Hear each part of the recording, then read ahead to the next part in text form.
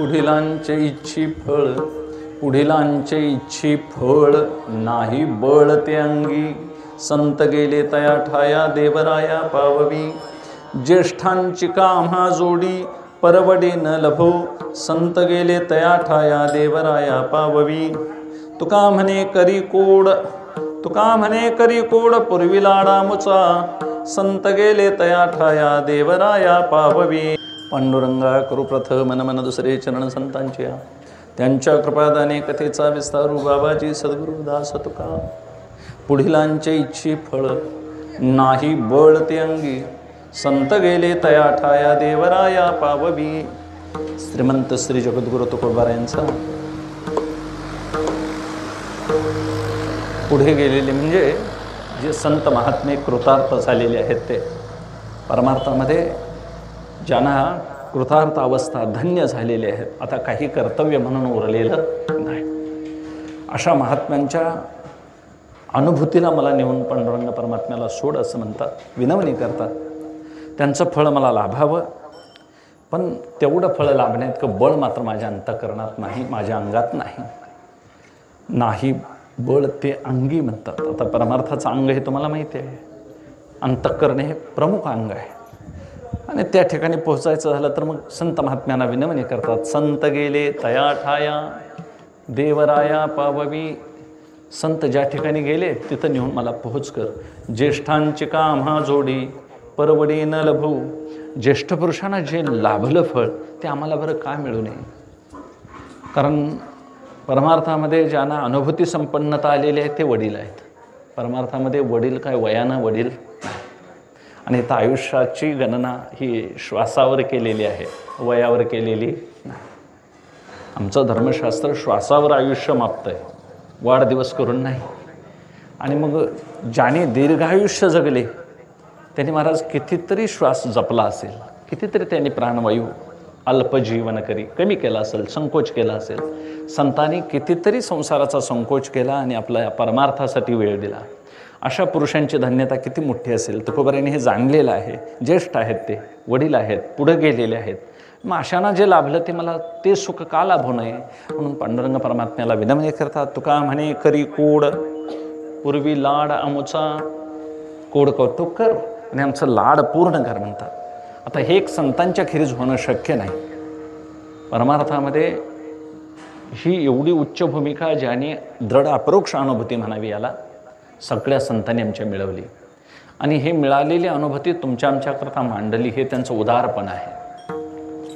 की जाळू नये नाव पावलेने पार, मागील आधार बहुतांचा. नदी पार झाली, ज्या नावेनं आम्ही नदी पार झालो ती नाव आता काय उपयोगाची नाही म्हणून ती जाळून टाकून चालेल का? येणाऱ्या जाणाऱ्यांना परत ती बांधून ठेवली पाहिजे. तैशी बांधली सोडीत बुडाली काढीत, साकडी फेडीत आरताची का फेडीत पापताप पोखीत तिरीचे पादप समुद्रा जाय आप गंगेचे जैसे. गंगा कशी सगळी तीराच्या काठाच्या सगळ्या झाडांना वृक्षवेलींना हिरवीगार त्यांची तहान भागवत जाते, तसे संत या जगतामध्ये आले महाराज. दया घेऊन आले, शांती घेऊन आले, क्षमा घेऊन आले, अशी दैवी संपत्ती घेऊन आले. आणि जगाकरता त्यांनी काय म्हणलं, आपलं जीवन तर त्यांनी महाराज इथं खर्च केलंच, पण जगत कल्याणासाठी ज्ञानरूपी ठेवा मोठा इथं ठेवून गेले. ज्ञानोबराया वर्णन करतात, परी महेशे सूर्या हाती दिदली तेजाची सुती, तया भासांतरवर्ती जगचे केले. ईश्वरानं सूर्याच्या हातात जे तेज दिलं ते तेज का त्याच्यासाठी दिलं का? जगाला देण्याकरता दिलं. त्यानं ते जगाला वाटून टाकून आज सूर्य भगवान अविरत कार्य करत आहे. जैशी कमळकळिका झालेपणे हृदयीच्या मकरंदा ते राखून येणे, दे राया रंगा पारणे अमोदाचे. एखादी फुललेली कमळाची कळी अगदी आपला आतला सुवास हा दाबून ठेवू शकत नाही, ती सगळ्या महाराज जगाला काय करते, सुगंधित करून सोडून जाते. एका सामान्य कमळाची कळी जर असं करत असेल तर मग संतांचं जीवन याहून वेगळं काय आहे म्हणतो. संतांचं जीवन आपल्याकरता अजिबात नाही. पण कोणत्याही संतांनी स्वतःकरता काही इथं लौकिक जगतातलं मिळवलेलं नाही. कोणत्याही संतांचं चरित्र घ्या, त्यांनी आपल्याकरता म्हणून काही इथं मिळवलेलं नाही, दुसऱ्याकरता दिलं. आणि मग असे जे जगात कल्याणाकरता आले, इथं भक्तिभाव वाढवण्याकरता आले, इथं पारलौकिक सुख आंतरिक सुख याचा विचार करून खरं काय आणि खोटं काय याचा विवेक सांगण्याकरता आले. आणि मग यातलं आत्यंतिक श्रेय काय, तर मुक्त होणं. मुक्त झाल्याखेरीज जन्ममरणाची परंपरा खंडित होत नाही. आणि खरं दुःख आहे जन्ममरणाचं. खरं मुक्त व्हायचं आहे त्या जन्ममरण परंपरेपासून. आणि मग ही परंपरा कशामुळं आपल्याला लागली असेल मागं, तर अज्ञानामुळं. आम्ही अहंकार सोडायला तयार नाही. आणि मग अहंकार ज्याने महाराज वास्तवता बाधित केला, निराश केला, तो अहंकार परिपूर्ण ज्यांचा मालवला, असे संत पुरुष आदर्श म्हणून आहेत. म्हणून त्यांचं जीवन आम्हाला आध्यात्मिक उंचीवर कळालं पाहिजे. नुसतं आधिभौतिक संत डोळ्यानं दिसून नाही उपयोग आम्हाला संत दिसले, पण या डोळ्याने आम्हाला जसं कळलं तसं आम्ही त्यांना मान्य केलं. म्हणून मूल्य जे ठरलं जातं ते आध्यात्मिक मूल्य वेगळं आहे. नामदेवरायांना पंढरी जी दिसली ती आमच्यासारखी दिसली का त्यांना देवरूप दिसली? नामदेवरायांना पंढरी देवरूप दिसत होती. ऐका पंढरीचे महिमान, राहुळ तितुके प्रमाण, तेथील तृणानी पाषाण तेही देव जाणावे. तिथले तृण पाषाण, अगदी गवताचं पात देखील, खडा देखील त्यांना काय दिसत होता? राऊळा प्रमाण, म्हणजे राऊळ म्हणजे देव, ईश्वर प्रमाण ते मानत होते. एवढी त्यांची पूज्यता होती पंढरीविषयी. म्हणून त्यांना आध्यात्मिक मूल्य कळालेलं होतं. तसं संत देखील आम्हाला आध्यात्मिक उंचीवर कळाले पाहिजे. तुकोबाराया, नामदेवराया हे सगळे गोरोबा काकांच्यापासून जी मांदियाळी आहे ही अतिशय उच्च अनुभूतीला पोहोचलेली आहे. म्हणून ते नुसतं त्याने परब्रह्म सांगितलं नाही महाराज, अनुभूती घेतली, दृढ अपरोक्ष अनुभूती घेतली आणि मग त्यांनी जगाला सांगितलं. आम्ही आता हे सांगत आहोत, याला शब्दज्ञान म्हणावं, याला माहिती म्हणायचं. हे वृत्तिज्ञानातून बोललं जातं. याला परोक्ष ज्ञानही म्हणणं महाराज धाडसच होईल, कारण परोक्ष ज्ञान याच्यापेक्षा चूक असावं लागतं. आणि मग दृढ अपरोक्ष ज्ञान याच्यापेक्षाही कितीतरी शुद्ध आणि काय असतं, त्याला उपमा देता येत नाही, ते बोलून दाखवता येत नाही, त्याला अनुभव म्हणायचा. आणि मग अनुभव घेणारा ज्याचा घेतला जातो अनुभव त्याहून वेगळा उरत नाही. म्हणून संत सांगायला उरले नाहीत महाराज. संतांनी जो अनुभव घेतला तो नुरोनिया थेला, बोध झाला त्यांना. बोध म्हणजे ज्ञान. आणि हे बोध त्यांनी असोनी संसारी इथंच मिळवले महाराज. फक्त त्यांनी पूर्वतयारी केलेली होती, आमची पूर्वतयारी झालेली नाही. फरक एवढाच आहे. पूर्वतयारी करणं हे साधकाचं काम आहे. हे काय देवाचं काम नाही, गुरुचं काम नाही, गावाचं काम नाही, कुणाचं नाही. हे ज्याचं त्यानं आपली तयारी केली पाहिजे. आणि पूर्वतयारीला जो कच्चा राहिला त्याला महाराज मग साधक म्हणून घेता येत नाही. पुढं गेलेले मुक्त झालेले पुरुष आहेत. जीवनमुक्ती आमच्या वारकरी संप्रदायानं आदर्श म्हणून मांडलेले आहे. याच्या पलीकडे कोणतीही स्थिती उच्च नाही. विलक्षण सुख आहे जीवनमुक्तीमध्ये. आणि आमच्या गोरोबा काकांनी, सावतोबानी, अन्य सगळ्या संतांनी ही स्थिती भोगली. म्हणून ते सांगितलं त्यांनी, त्या स्थितीतून उतरून हे आम्हाला दया म्हणून सांगितलं. असं कोणत्या संप्रदायात सांगता आलेलं? इतर संप्रदायांना सांगायला कोण मागं आलेले नाहीत. वारकरी संप्रदायात मात्र हा अनुभव सांगितला गेला. आणि सांगितल्यामुळं आम्हाला कळालं. सांगितलं नसतं तर कळालंच नसतं. म्हणून हे कळण्याकरता साक्षात ज्ञानोबाराया महाविष्णू आहेत. पण तरी देखील त्यांनी तो देवपणा बाजूला सारला आणि गळ्यात माळ धारण करून माझे जीवीची आवडी पंढरपुरा नेन गुडी, ज्ञानोबारायाने देवपणा बाजूला सारला आणि वारकरीपणा स्वीकारला. हेतू इतकाच. तुकोबाराया साक्षात म्हणे रामेश्वर भट्ट द्विजा, तुका विष्णू नाही दुजा. हे का असं कळवून घ्यायचं, तर उंची किती आहे आमच्या संप्रदायातली, संतांचं अलौकिक महात्म्य केवढं आहे. आणि हे कळाल्याखेरीज, संतांची किंमत कळाल्याखेरीज आम्हाला संप्रदायाची किंमत कळणार नाही. ज्याने त्याचा स्वीकार केलेला आहे असा संप्रदाय, ईश्वराचा हा संप्रदाय त्यानं स्वीकार केलेला आहे, हा वेदानं मान्य केलेला आहे, वेदबोधित आहे, अनादिकालापासून चालत आलेला आहे. आणि याचं फळ हे महाराज आत्यंतिक श्रेय आहे. कल्याण म्हणावं त्याला मोक्ष म्हणावा. आणि असं जन्ममरणाच्या परंपरेपासून मुक्त करण्याचं सामर्थ्य ज्या ज्ञानामध्ये आहे, त्या ज्ञानात तुकोबाराय वर्णन करतात. मागील परिहार पुढे नाही शीन. आमच्या पांडुरंग परमात्म्याच्या दर्शनात सगळ्याचा क्षय होण्याचं सामर्थ्य आहे. एक वेळा दर्शन झालं पाहिजे. आता ते एक वेळा दर्शन कसं घ्यायचं हे साधकानं तयारी करून बसलं पाहिजे. आम्ही पंढरी जे दर्शन घेतो त्याला वंदन भक्ती म्हणायची, नमस्कार करणं म्हणायचं. आणि प्रत्यक्ष दर्शन आहे तिथं दर्शन घेणारा त्रिपुटीत उरत नाही. पाहता पाहणे दुरी सारुण्या, असं दर्शन झालं पाहिजे. तसं दर्शन घेण्याची योग्यता संतांची होती. म्हणून आम्ही बोलत आहोत हे ज्ञान शब्दातलं. आणि शब्दातल्या ज्ञानात विवेक मांडता येतो, वैराग्य मांडता येतं, पण तसं जगणं मात्र फार फार अवघड आहे. हे काय उपदेश किंवा ह्या गोष्टी नाहीत महाराज, हे आपणच आपल्याला लावून घेतलं पाहिजे. तुम्ही जाणकार मंडळी आहात, सेवेदारी आहात. हे कसं होतं आहे, सांगण्याच्या गोष्टी ज्या आहेत की आपण आपल्या दुरुस्तीसाठी परमार्थाची भूमिका आहे. भूमिका परमार्थात व्यक्तिगत आहे. परमार्थ हा काय ग्रुपचा विधी नाही. कुठे एकत्र बसून 100 माणसांनी यज्ञ करायचा असा आहे का? हा यज्ञ आहेच, हा करावाच लागेल. आम्हाला कीर्तन करावं लागेल, भजन करावं लागेल, हरिपाठ करावा लागेल. आणि हे करत असताना आपला हेतू जर त्यात साध्य होत नसेल तर मग ते भजन उरत नाही. भजनाचा हेतू पांडुरंग परमात्मा असावा.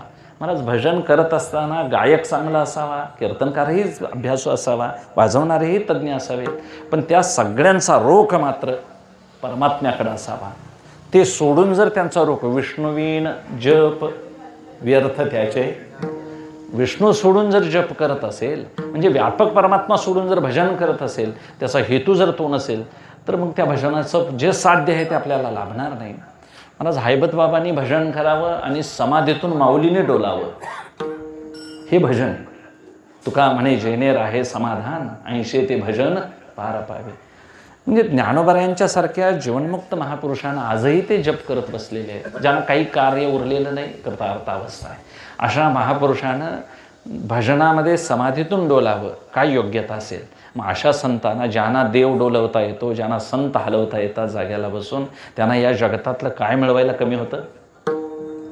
म्हणून त्यांनी गरिबी स्वीकारली, त्यांनी मानमान्यता टाकून दिल्या आणि सामान्य जीवन जगले. महाराज तुकोबारायांना, ज्या नामदेवरायांना प्रत्यक्ष प्रचिती हे वाळवंटी परिस केली, हरपली विषमता द्वैतबुद्धी हरिली. परिसा भागवतांनी महाराज दिलेल्या परिसासाठी भांडत आले. चल म्हणाले तुझा परिस देतो. ओंजळ भरून महाराज चंद्रभागेतले खडे काढले, प्रत्येक दगड आणि दगड परिस केला नव्हे, अखंड वाळवंटच परिस केलं महाराज त्यांच्या स्पर्शाने. एवढं सामर्थ्य असणारे नामदेवराया गरिबीत का राहिले हो? त्यांना सोनं नाणं मिळवता आलं नसतं.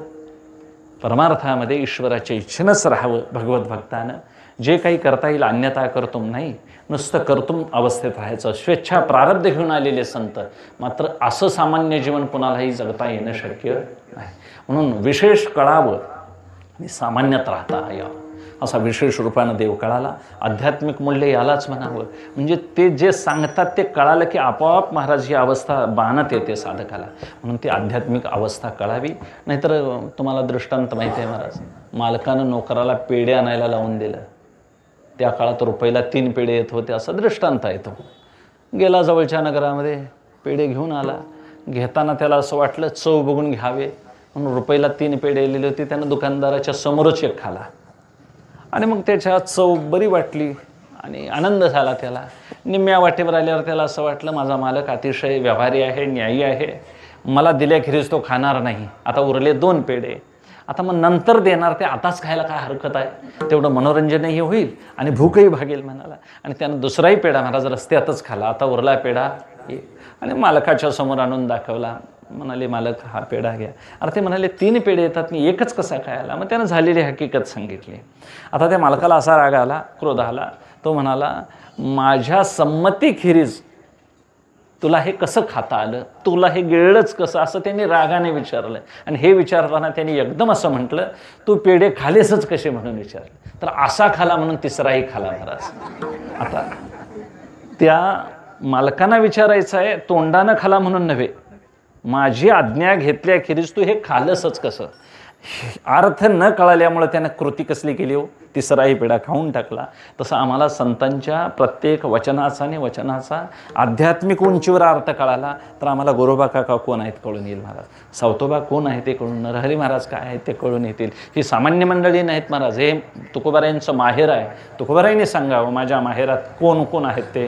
पंढरीये माझे माहेर सारणी, पंढरीये माझे माहेर साजनी, माहेर साजनी, पंढरीये माझे माहेर साजनी.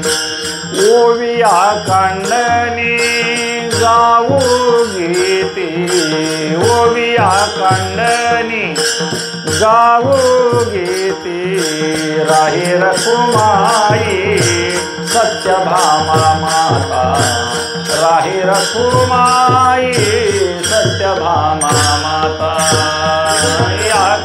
पंढरी माझे माहेर साजनी पंढरी माझे माहेर साजनी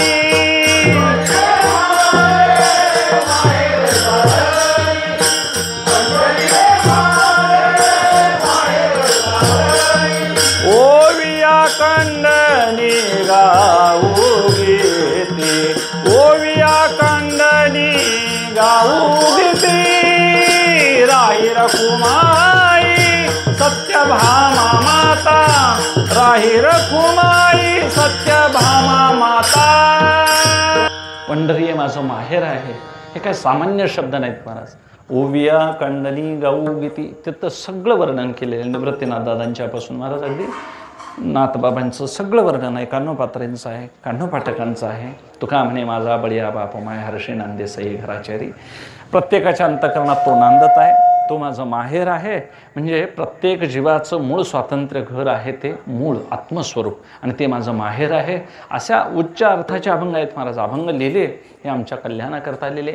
फक्त त्याची उंची आम्हाला कळाली की तुकोबा यांनाही आनंद होईल. हे कशासाठी मांडलेलं आहे. मोजका आहे, थोडा आहे आणि फार अभ्यास करायला फार काय अवघड नाही. फक्त थोडा थोडा वेदांताचा थोडा थोडा भक्तिशास्त्राचा अभ्यास करावा लागेल.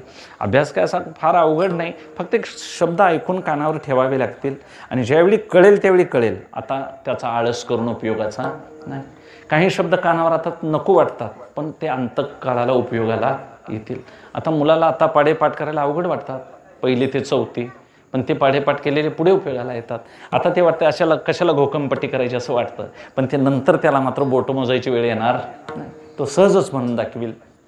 तसं आम्हाला देखील परमार्थाचे मुख्य 3 सिद्धांत आहेत. ब्रह्मसत्य जगत मिथ्या जीवो ब्रह्मैव नापरा की श्लोकार्धेन प्रवक्ष्यामी यदुक्तं ग्रंथ कोटिभी. अर्ध्या श्लोकामध्ये भगवान शंकराचार्यांनी या सगळ्या सिद्धांताचं सार सांगितलेलं आहे की ब्रह्म सत्य आहे, जगत मिथ्या असून जीव ब्रह्मरूप आहे असं वर्णन केलेलं आहे ते.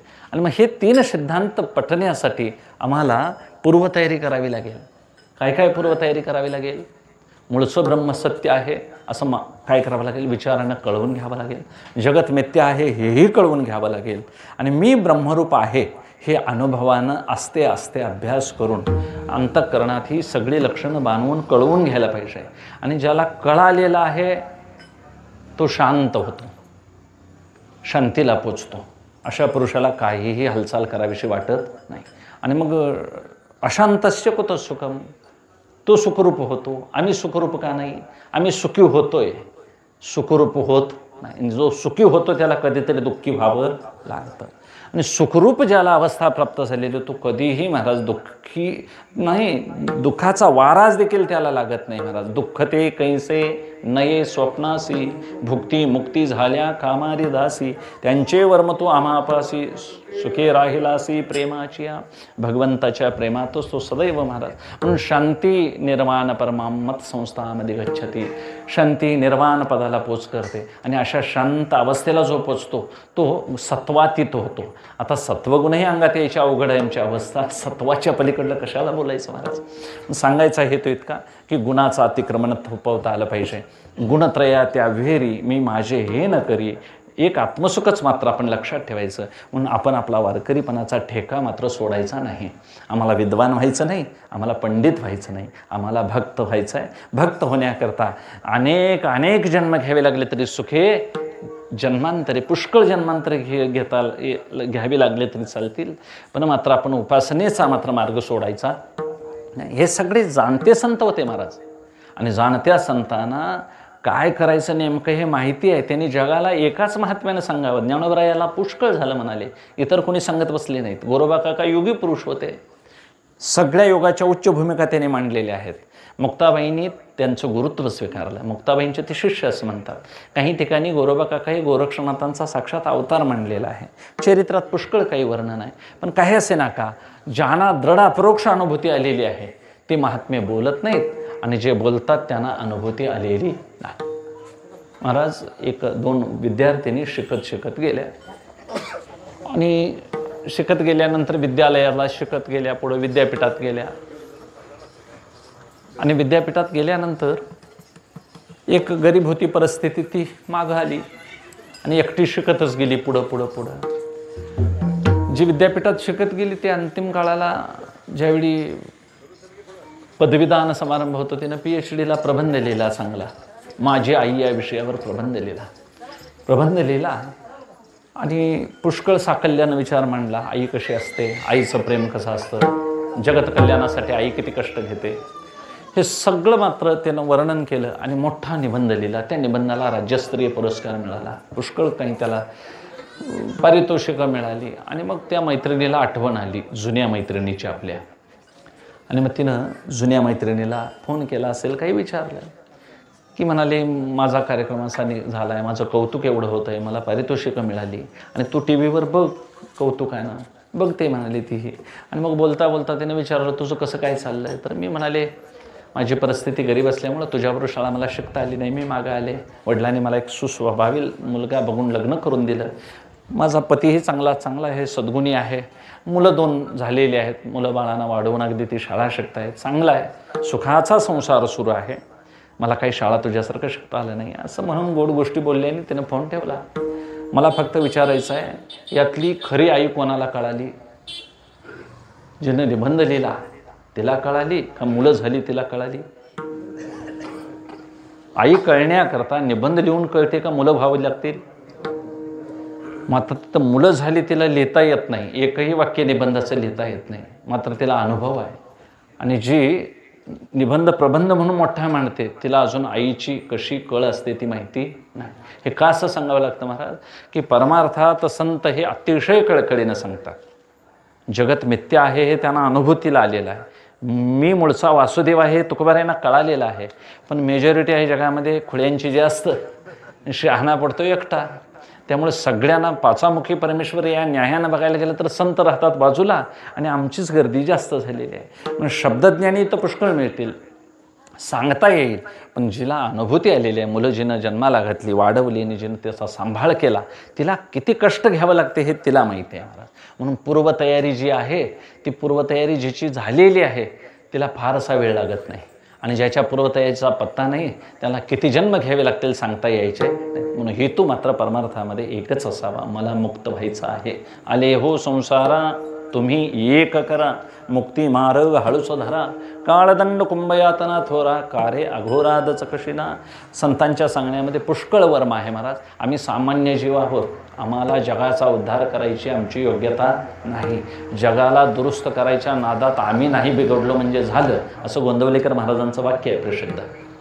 आम्ही जगाला शिकवाय जाणार आणि त्यांचाच काहीतरी गुण आम्हाला लागला म्हणजे, म्हणून त्याच्यापेक्षा त्यात नाही गेलेलं बरं. शहाण्या मनुष्यानं थोडा संकोच करायचा, संदर्भ कमी करायचे जगताचे लोकांचे. का कमी करायचे? कारण उद्धार आपला अडलेला आहे, लोकांचा नाही. हे जगतासाठी नाहीच नाही मुळात, कारण जग पारतंत्र्यात आहे, ते त्यांच्या गुणांनी वागतं आहे. आम्हाला बदल करायचा आहे, आमच्या गुणाला वर आणायचं आहे. ऊर्ध्वं गच्छन्ति सत्वस्था मध्ये तिष्ठन्ति राजसा, जघन्य गुणवृत्तिस्था अधो गच्छन्ति तामसा. रजोतमो गुणाने सत्वगुण या तिन्ही गुणात कोणता गुण वर आणायचा हे देवाच्या हातात आहे का आमच्या हातात आहे महाराज. देव काय करेल? देवानं प्रकृती दिलेली आहे, अंतःकरण दिलेलं आहे, चांगले विचार करण्याची संधी दिलेली आहे, डोळेच दिलेत त्यानं, कान दिलेत. मग काय भांडवल जोडावं हे ज्याचं त्यानं ठरवायला पाहिजे का नको? माळकऱ्याचं वरातीत काय काम आहे हो? हॉटेलात काय काम आहे? धाब्यावर काय काम आहे आमचं सांगा. उभारू सुद्धा नाही महाराज, लोकांना शंका येईल. माळेच्या पावित्र्यपणासाठी तुम्ही सगळं सांभाळावं लागेल. उपदेश म्हणून अजिबात नाही महाराज बोलत. इंद्रियांचा जय, वासनेचा क्षय, संकल्पाही वरी नाही. मन इंद्रिय जय केला पाहिजे, वासना क्षय केला पाहिजे. आणि मग संकल्प लोपला की मग देहसंकल्प, मनसंकल्प ही सगळे संकल्प करतं जीव महाराज. आणि मग त्यात पाप होत जातं आणि ते पाप मग वज्रलेप होत राहतं. आणि मग या पापापासून सुटका होण्याकरता आणि साधना करावी लागते. त्याच्यापेक्षा तू वाराच लागू नये म्हणून जपायचं साधकानं. आणि साधकानं असं प्रत्येक क्षणाक्षणाला सावध पाहिजे. सावध झालो हरिचालो जागरणा. सावध होणं ही आमची भूमिका आहे. कधीतरी वृत्तीचा पाय घसरेल म्हणून आपण त्यावर लक्ष ठेवलं पाहिजे. महाराज घसरतोच पाय. ते दुष्टित झनी जडो देशी. उगच म्हटलेलं नाही ब्रह्मादिक पदे दुःखाचे. कधीतरी अंतःकरणात हाव निर्माण होते. घरात दूध तापवाय ठेवतात का ओतू जायला? मग केव्हा तर ते ओतू जाते का नाही? मग ओतू कशामुळे जात आहे? लक्ष नसल्यामुळं. एखाद्या वेळी गृहिणीचं लक्ष नसते. पुन्हा प्रत्येकाच्या घरात ओतू गेलंहीच महाराज. नंदबाबाच्या घरात ओतू गेलं आणि आमच्यात नाही जाणार काय? आणि मग प्रत्येकाचं ओतू जाते याचा अर्थ ओतू जाणं ही चूक आहे महाराज. चूक काय आहे? लक्ष नाही म्हणून. कधीतरी आमचं देखील असं ओतू गेलेलं आहे संसारात दूध. त्यामुळे आपण जाणत्या पुरुषांना अजिबात दूध ठेवायचं तर बसूनच तापवायचं. आता माळ घातली आहे, स्वीकारली आहे, तर मरेपर्यंत महाराज माळेकडे लक्ष पाहिजे. तुकोबारायांना कलंक लागेल, ज्ञानोबारायांना वाईट वाटेल असं एकही आचरण आमच्याकडून होता कामा नये. आपुलिया हिता जो असे जागता. जाग पाहिजे आपल्या हिताच्या ठिकाणी. आणि आपलं हित बघायचं आहे महाराज. परमार्थात आम्हाला सवय आहे दुसऱ्याच्या हिताची कल्पना. महाराज आमचा नायटा बरं व्हायची पंचायत, दुसऱ्याची खरूज कशी दुरुस्त होईल? नाही होणार. आपलं तेवढं सामर्थ्य नाही. का सामर्थ्य नाही? तर आमच्या अंतःकरणात अनेक जन्माचे कर्माचे भोगाचे संस्कार आहेत. ते वासना रूपानं बसलेले आहेत. ते वासना बुद्धिगत आहे. आणि मग बुद्धी वासनेच्या रेट्यानं दाबते. माणसं वासनेनुसार वागतात, शास्त्रानुसार वागत नाहीत महाराज. शास्त्रानुसार वागली असती तर हे सांगायची गरजच भासली नसते. म्हणून कळणारी माणसं फार यामध्ये उतरत नाहीत. ती आपली निमांत आहेत. ज्यांना कळालंय शहाणा तो धनी घेतो येते. तो कुठंतरी एकटाच राहतो महाराज. भजन करतो आणि निघून जातो. आणि मग हे आमच्यासारखं सांगायची काय व्यवस्था आहे? ते ही करायला पाहिजे, बरोबर आहे. पण सांगणाऱ्या पुरुषांना मात्र महाराज त्यावर आरूढ झालं पाहिजे. अवघड आहे परमार्थ ही गोष्ट. भक्ती तो कठीण शुळावरील पोळी. शुळावरली पोळी म्हटलेलं आहे. किंवा चणे खावे लोखंडाचे मग ब्रह्मपदी नाचे. ब्रह्मपदावर नाचता येईल पण लोखंडाचं चणं खायची तयारी पाहिजे. हे बोचऱ्या माणसाचं काम नव्हे, दात पडलेल्या माणसाचं काम नाही. आमचं दात विषयाचे चणे खाऊन संपलेले आहेत. सुपाऱ्या खाऊन संपले महाराज दात एकेकांचे, अनेक लोकांचे संपले. मग आम्हाला ते चणे खायचे तर परमार्थामध्ये फार फार कष्ट घ्यावे लागतात. आणि हे कष्ट ज्याची त्याची तयारी पाहिजे. म्हणून चित्तशुद्धी ही पूर्वतयारी आहे.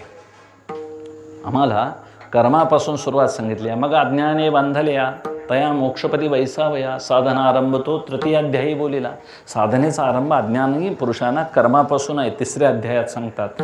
आणि मग प्रत्येक कर्म कसं आपल्याला चांगलं करता येईल, आपल्या वाटणीला आलेलं कर्म करता करता ते कसं अगदी लोकांना आदर्श होईल असं करता येईल, हे ज्ञानोबारायांनी त्या काळात दखल घेतलेली आहे महाराज. आम्ही असं का करावं? तर आम्ही आत्मस्थिती राहुनी पूर्ण काम होऊनी तरी प्रजा हे कैसेनी निस्तरेल. निवृत्तीनाथ दादांना म्हणतात ज्ञानोबाराया, आम्हाला शुद्धीपत्र नको असं निवृत्तीनाथ दादा म्हणतात, सोपान काका म्हणतात. कारण मी ब्रह्मदेव आहे, मी भगवान शंकर आहे. मुक्ताई म्हणते मी माया आहे साक्षात. मला या शुद्धीपत्रांची ब्राह्मणांची अजिबात गरज नाही. ज्ञानोबाराया सांगतात देखे प्राप्तार्थ झाले जे निष्कामता पावले तयाही कर्तव्य असे उरले लोका लागी. तुम्ही प्राप्त पुरुष आहेत असं म्हणणं का दादा? पोचलेले जरी असाल तरी समाजानं काय करावं, कुणाकडे बघावं? मार्गे अंधा सरिसा पुढे देखना हे चाले तैसा नावे काचरावा धर्म तैसा आचरोटी. अज्ञाना लोकांना कळण्याकरता हे आचरून दाखवावं लागेल, करावं लागेल. म्हणून देखी लागेल लोका यया. तुम्ही पूर्ण काम जरी झाला, आत्मस्थितीत जरी राहिला तरी प्रजेचं काय महाराज? अशी प्रजेची कळकळ असणारा ज्ञानोबा यांच्यासारखा महात्मा एकच होऊ शकतो. म्हणून त्यांना जगमाऊली म्हणतं. हेतू इतकाच की हे जाणते पुरुष आहेत आणि त्यांची उंची कळावी. आमच्या कल्याणासाठी त्यांनी महाराज एकट्या वारकऱ्यांच्यासाठी संकुचित विचार मांडलेले नाहीत. भूता परस्परे पडो मैत्र जीवांचे विश्व स्वधर्म सूर्य पाहो असे म्हणायला आलेले ज्ञानोबाराया. हे संतांच्या जगात जाण्याकरता व्हिसा घ्यावा लागत नाही. आमच्या जगात मात्र व्हिसा घ्यावा लागतो. संतांना मर्यादा नाही. संत अमेरिकेच्या लोकांचंही सुख मागतात, आमचंही सुख मागतात. कारण त्यांना जग वेगळं वाटत नाही, विश्व एकच वाटतं महाराज. एखाद्या गलीला चुकून महाराज लागू नये आग, पण एखाद्या घराला लागली. आमचं घर 10व्या नंबरला आहे म्हणून मी जर वाचतच बसलो घरात तर ते पेटत यायचं राहील का हो? वाचणं कर्तव्य काय घागर घेऊन विजवाय जायला पाहिजे मी? दुसऱ्याचं पेटत असताना ते आपलं नाही हे बरोबर आहे, पण त्याला दुःख होतं ते आपलं दुःख आहे का नाही हे ज्याला कळालं तो शहाणा पुरुष महाराज. शहाणपणाची गरज आहे परमार्थामध्ये. आणि शहाणी माणसं क्वचितच भेटतात. योग्य त्या व्यवहाराची, योग्य त्या अवस्थेची, जशी जशी लागेल तशी कर्म करून आपल्याला मुक्त व्हायचं हे ज्याच्या लक्षात आहे महाराज, तोच इथं शहाणा म्हणून घेतला जातो. तसे सगळे संत महाराज कालानुरूप वागत आले. बदल केला. आता समाजाला काय पाहिजे, समाज कशानं उद्धारेल? आम्ही सगळे संसारी माणसं महाराज. संसारी माणसांना संसार तर टाकता येत नाही, उद्धार तर करून घ्यायचा आहे. कोणता यांना योग सांगावा लागेल, काय करावं लागेल? संत एकांती बैसले, सर्वही सिद्धांत शोधिले. निळोबाराय सांगतात, सगळ्या संतांना बसून मिळून त्यांनी नामासारखं सोपं साधन स्वतः आचरण केलं आणि लोकांना दाखवलं. नाम आणि नामी वेगळे उरत नाहीत. आणि एवढं उच्च फळ मिळवलेले जे संत आहेत ते पुढे गेलेले आहेत, निधाई पोचलेले आहेत. पुढे गेले ते निधाई झाले, वाणीतील त्यांच्या श्रीमारे, किंवा पुढे गेले त्यांचा शोधित मार्ग, पुढे गेले, पोहोच झाले. मग त्यांना आमच्या आधुनिक भाषेत सिनियर म्हणावं. ज्युनियर आम्ही आणि ते सिनियर आहेत. त्यांच्याकडे बघितलं तर आदर्शानं मान झुकावी महाराज. तुकोबारायांच्याकडे योग्यता होती, पण विनय आहे, नम्रता आहे. तुकोबारायांच्याजवळ काय नव्हतं सांगा? सगळं होतं. पराकोटीचं वैराग्य होतं, म्हणून तुकोबारायांना मान आहे. तुकोबारायांना जी योग्यता आहे इतर संतांत जास्त पराकोटीचं वैराग्य. एवढं वैराग्य महाराज तुकोबारायांच्या जीवनात जे दिसतं तेवढं प्रखर इतर संतात आहे. पण प्रामुख्यानं वैराग्य म्हटलं की तुकोबारायांची आठवण येते. त्यांना कशाची गरज नाही. एक पांडुरंग सोडला तर त्यांना काडीची गरज नाही महाराज. अशी एक अवस्था आहे. देहावर उदास आहेत, देहतादात्म्य सुटलेला आहे, इच्छाविषयाची काहीच उरलेली नाही. शिवाजीराजांच्यासारखा देण्याकरता आला तरी त्या नजराण्याचा ते अव्हेर करतात. अव्हेर करणं इतकी सोपी गोष्ट आहे का? बरं, ते काय किंमत कमी आहे म्हणून नाही, शिवाजीराजांना कमी समजावं म्हणून नाही. माझा असा शिरस्ता आहे, मी पांडुरंगाचा अनन्य भक्त आहे. मला दुसऱ्याचं दान प्रतिग्रह घेता येत नाही, मला तसं वागता येत नाही. का? तर आम्ही नामाचे धारक, आम्ही फक्त नाम धरणारे आहोत, पैसे धरणारे नाहीत. म्हणून त्यांच्या चित्तामध्ये धन, दारा, पुत्रजन काहीच नाही महाराज. एवढा साधा सोपा विवेक जर आम्हाला कळत नसेल, म्हणून आमची पूर्वतयारी कर्मातली चुकते महाराज. आम्हाला विहित आणि निषिद्धमध्ये आम्ही अजून रमलेलो आहे. विहित कर्म काय करावं याचाही आम्ही निवड केलेली नाही, आणि निवड करणं अपेक्षित आहे. पाहिजे पहिलं कोणतं कर्म केलं पाहिजे ते संतांनी केलेलं आहे महाराज. आम्ही सुद्धा घरात व्यवहार करत असताना देवपूजा करणं हे विहित पहिलं काम. काय देवपूजा करायच्या अगोदर चहा पाणी पिऊन टी व्ही बघत बसणं हे काम? कोणाला असं वाटतंय घर देवपूजावं आणि मग देवळाकडे जावं असं वाटतंय का? देवपूजा कोणाला तरी एकट्या घरच्याला देतात, ते कधीतरी 9:30ला उठते, कोणतरी म्हातारी गुडघं दुखणारी असणार, तिला द्यायचं, ती कंटाळून 10ला उठते, मग ती 11ला नाश्ता करून 12ला देव पूजणार जमला तर. कधीतरी कामाच्या दिवशी देव रिकामेच असतात महाराज, ते कालच्या पूजेवरच शिल्लक असतं ते सगळं. असं होता नाही. विहित काम आपलं काय, आणि विहित कामाचा कुणीही नित्यनेम धरलेला नाही ना. प्रत्येक घरामध्ये अशी एक उंगळवाणी स्थिती आहे. देवधर्म सांदी पडले सकळ, विषयी गोंधळ गाजत असे. विहित क्रिया काय, विशेष करून हित करणारी क्रिया किंमत कळालेली नाही महाराज. देवपूजा म्हणजे सामान्य कर्म वाटतं, आणि म्हशी धुणं म्हणजे चांगलं वाटतं. म्हशी धुतलं तर दूध देतात, पैसे मिळतात, त्यात अर्थकारण आहे. देव पूजून काय मिळतंय म्हणणारा समाज आहे. पण देव पुजल्यानंतर जी चित्तशुद्धी मिळेल ती गावाच्या म्हशी धुवून नाही भेटणार. ही तुलना कळली पाहिजे महाराज. बरं, आम्ही अनुयायी आहोत, आम्ही वारकरी आहोत.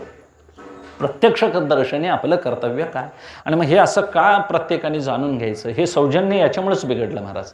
सौजन्य का बिघडत गेलं तर प्रमुख कर्तव्य लोक विसरली, आणि विहित क्रिया नव्हे, ही ईश्वराची आण पाळल्यासारखं आहे. ज्ञानोबरायांनी सांगावं महाराज, ही विहित क्रिया केली नव्हे ईश्वराची आण पाळिली, किंवा हे विहित कर्म पांडवा आपुला अनन्य बोलावा, आणि हीची मज परमसेवा सर्वात्मकाची, ही सर्वात्मक ईश्वराची पूजा. म्हणून नारायण असे विश्वी त्याची पूजा करीत जावी, या कारणे तोष व्हावी कोणीतरी काया. समर्थ म्हणतात या विश्वामध्ये नारायण परमात्मा आहे, त्याची कोणीतरी पूजा करीत जावावी. देवपूजा करताना जर तुम्ही माझ्या घरात आला तर महाराज मी देवपूजतेला ठेवून तुमचं आतिथ्य करायला पाहिजे. देवाऱ्यातल्या देवापेक्षा तुमच्यातला देव श्रेष्ठ नाही का हो? कुणाला कुठं किंमत देता आली पाहिजे हेही कळालं पाहिजे. आम्हाला तुळशीतला देव परवडतो, गाईतला देव परवडतो, पण माणसातला देव ओळखत संत पूजावे अरे अगदी एखादा महाराज गाईत 33 कोटी देवता आहेत हे विचार मांडलेले आहेत. तुळशीतही दैवत्व आहे, वृंदावनाजवळ कृष्ण परमात्मा असतो हेही आम्हाला माहिती आहे. पण मला सांगा, जिवंत माणूस देवभूती देव म्हणून भेटतो या जना. साक्षात नारायण परमात्मा ज्याच्या अंतःकरणात असा जिवंत माणूस दारात आला तरी त्याला चहा पी म्हणायची आमची सौजन्याची भूमिका उरलेली नाही. मग जो दुसऱ्याला देत नाही आपणच खातो त्याला काय म्हणतात तो महाराज? दानव म्हणतात, देव हा देत असतो, सौजन्य रूपानं आम्हाला ह्या गोष्टी कळाल्या पाहिजेत. जनावर कधी आपला चारा आपणच खातोय, दुसऱ्याला ठेवत नाही, मग जनावरांनी आमच्यात काय फरक राहिला? असं सौजन्य प्रत्येक गोष्टीतलं टिकलं पाहिजे. आपल्या मुलांच्या विषयी अगदी प्रख्यात महाभारतासारखं आख्यान आहे महाराज. धृतराष्ट्रानं आपली मुलांनी पांडूची मुलं असंच केलं नव्हे. मामका पांडवाशैव किम कुर्वत संजय. तो म्हणतो माझी आणि पांडूची मुलं एकाच कुळातली आहेत महाराज, पण त्याच्यात भेद आहे अंतःकरणात. माझ्या मुलांचा विजय व्हावा, पांडूची मुलं पराजित व्हावी. कुंती मातेनं असं म्हटलंय का हो कुठं? गांधारी डोळ्यावर पट्टी बांधून आहे आयुष्यभर, तिनंही दुर्योधनाला सांगायचा प्रयत्न केला नाही. कुंती मातेनं पुष्कळ समजावून सांगितलं, कितीही त्रास झाला तर तुम्ही अन्यायाचा मार्ग धरू नका. असा सांगणारा एखादाच क्वचित संत महात्मा असू शकतो. म्हणून ह्या सगळ्या कथेतून असं कळवून घ्यायचं, ह्या सुरुवातीला आचरणाला कठीण गोष्टी वाटतील, पण अंतःकाळाला मात्र सुख देणार आहेत. आणि अंतःकाळाचं परमार्थातलं अंतिम फळ जे आहे ते समाधान आहे, तृप्ती आहे, शांती आहे, निर्वासन स्थिती आहे. आणि अशा ठिकाणी पोचण्यासाठी आता अट्टहास करावा लागला तरी चालेल महाराज, पण शेवटाचा दिस गोड व्हावा. तुकोबराय सांगतात, क्षणभरी आम्ही सोसिले वाईट, क्षणभरी आम्ही सोसिले वाईट, साधिले अवीट निज सुख, साधिले अवीट निज सुख, साधिले अवीट निज सुख, साधिले अवीट निज सुख. सांडी मांडी मागे केल्या बरोबरी, सांडी मांडी मागे केल्या बरोबरी, क्षणभरी आम्ही सोसिले वाईट, साधिले अवीट निज सुख, साधिले अवीट निज सुख, साधिले अवीट निज सुख. क्षणभरी आम्ही सोसिले वाईट. आता वर्तनक्रम करत असताना, आचरण करत असताना थोडं वाईट वाटतं, त्रास होतो, पण चांगल्या गोष्टी करत असताना, संस्कारक्षम जीवन करत असताना थोडासा वेळ लागतो महाराज. की जेवढा झाड वाढायला वेळ लागतो तेवढा तोडायला लागत नाही कोणती गोष्ट. दुधाला गिराईक जास्त आहे काय पाकिटासनी? दूध जाग्याला नेलं तरी लोक पिनात महाराज. मद्यपानाची शिराणी तुकोबाराने सांग, नवनेता न पुसे कोणी, कोण आता लोण्याला विचारत नाही महाराज. तिकडल्या दुकानांना वास्तुशास्त्रानं दुकान बनतात दारूचं, पण तिथं खपतंय महाराज. त्यांचा पुढा कुठं असू दे, दार कोणीकडं असू दे, त्याला पूजा घाल द्यात नाही घाल द्यात, काही करा, धाबाने ते दुकान, त्याला वास्तुशास्त्र बघावं लागत नाही, कारण एवढा अधगतीला गेलेला लोक आहे. आणि तापून साखर घालून दूध जरी देतो म्हटलं तरी त्या दुधाच्या दुकानाकडे कोणी यायला तयार नाहीत. हे संस्काराचं महात्म्य आहे महाराज. आता थोडं कष्ट वाटतं, त्रास वाटतो, आम्ही हे स्वीकारलं. हे सोंग होऊ नये महाराज, हे सोंग कडेला गेलं पाहिजे. निवडे जेवण शेवटीच्या घासे होय त्याच्या ऐंशी सकाळी. हे एकदा महाराज जेवण कडे तोपर्यंत शेवटचा घास घेताना जर खडा लागून दात मोडला तर चांगलं खालं असं म्हणायचं का वाईट झालं? शेवट काय हे स्थिर राहील बुद्धी, काही अरिष्ट न येईल की मध्ये. आम्ही जे करत आहोत थोडंसं कष्ट वाटतं, पण आता एक सुरुवात करता आली पाहिजे. घराघरात मला शांती बिघडून गेलेली आहे. अगदी घराघरात कोलाहल सुरू आहेत, जावाजावातनी भांडणं सुरू आहेत, भावाभावातनी भांडणं सुरू आहेत. याचं कारण काय? कोणीही सहन करायला तयार नाही, कुणाच्या अंगात एवढी क्षमता उरलेली नाही. आपलं दुसरं आपपर भाव वाढलेला आहे महाराज. मला सांगा, एवढा भेदाच्या भिंती आहेत. माझ्या मुलासाठी स्वतंत्र ठेवायचं, दुसऱ्या मुलासाठी स्वतंत्र ठेवायचं, त्याच्या मुलाला वेगळं, याच्या मुलाला वेगळं. यानं काय होणार हो? काय फरक? पैलवान होतील? पोराशनी दडवून ठेवून वाढून काय पैलवान होतील का? भावना ज्याची सद्भावना फळ इच्छित असे त्यांचे बाळक्रीडेमध्ये तुकोबारायांनी सांगावं. आता कष्ट वाटतं महाराज, ज्याच्या अंगात जे संस्कार आहेत, जे पवित्र आचरण आहे तेच उपयोगाला येणार आहे. अर्जुनाला किती त्रास दिला, वाकडं वागला का होतो? इंद्राजवळ गेला, तिथं इंद्राने म्हणते तुझा मला स्पर्श असावा, नाही म्हणते तू आईसारखेच. महाराज त्यानं शाप पत्करला, पण नको ते वागला नाही. संस्काराला किंमत आहे का कापडाला? संस्काराला. माणसं जोडणारे संत आहेत, माणसं तोडणारे संत नाहीत. त्यांनी जगाला एकत्र केलं महाराज आपल्या आचरणाने, आणि असे संस्कार घेऊन आलेले म्हणून त्यांनी बारकावे सगळे महाराज जपलेले आहेत. त्यांनी मंबाजीबुवांनी मारलं तर महाराज त्यांच्या घराला गेले, तुम्हाला त्रास झाला असेल म्हणून. हा का निवळटपणा नव्हे, पण अशा संतांना की वर्तन करत असताना आपल्याजवळ काय भूमिका असावी हे त्यांनी कळवून घेतलेलं आहे. अगदी आम्ही महाराज व्यवहारात चावीला पाणी आलं तरी लोक सांगत नाहीत गलीत. एकमेकाला सांगितलं पाहिजे महाराज. सामान्य गोष्टी आहेत, ह्या का गोष्टी शिकवायच्या नव्हेत. समाजात वागत असताना सगळ्यांच्या हिताच्या गोष्टी करत असताना सांगितल्या पाहिजेत. त्याच्यासाठी आपण आडपडदा धरणं उपयोगाचा नाही. फळ उच्च पाहिजे, मग वर्तणूक का महाराज कनिष्ठ असावी. ज्याला उच्च फळ मिळवून घ्यायचं आहे त्यानं वर्तणूकही उच्च ठेवली पाहिजे. म्हणून फळ जे परमार्थातलं आहे ते अतिशय उंच आहे. उंच काय आहे तर सगळ्याच्यापेक्षा पवित्र आहे. त्याची उंची देशानं कालानं वस्तूनं मापता येत नाही. ते सच्चिदानंद घन आहे, मिथ्या नाही, माईक नाही. या जगतामध्ये ते बाधित ठरणार नाही. अमाईक असं परमात्म्याचं ठिकाण आहे. म्हणून ते सच्चिदानंद घन एकरस अजर अमर असं म्हणतात. त्याला जन्म नाही, त्याला नाशही नाही. आणि मग ते ज्यांना कळालं ते सांगतात, त्यांची भाषा आम्हाला कळायला तयार नाही. आम्ही जे बोलतोय ते संतांना बाधित वाटतं. आमचं बोलणं वैषयिक आहे, त्यांचं बोलणं पारमार्थिक आहे. ते पारमार्थिक उंचीव, आम्ही आहो आदिभौतिक उंचीव. म्हणून आम्हाला त्यांनी जगण्याचा क्रम सांगितला. संसारातच राहा, पण एक साधना करा, सौजन्य मात्र टिकवा. प्रत्येकाबरोबर निंदा द्वेष या गोष्टी टाळा. प्रत्येकाबरोबरची हुज्जत घालणं सोडा.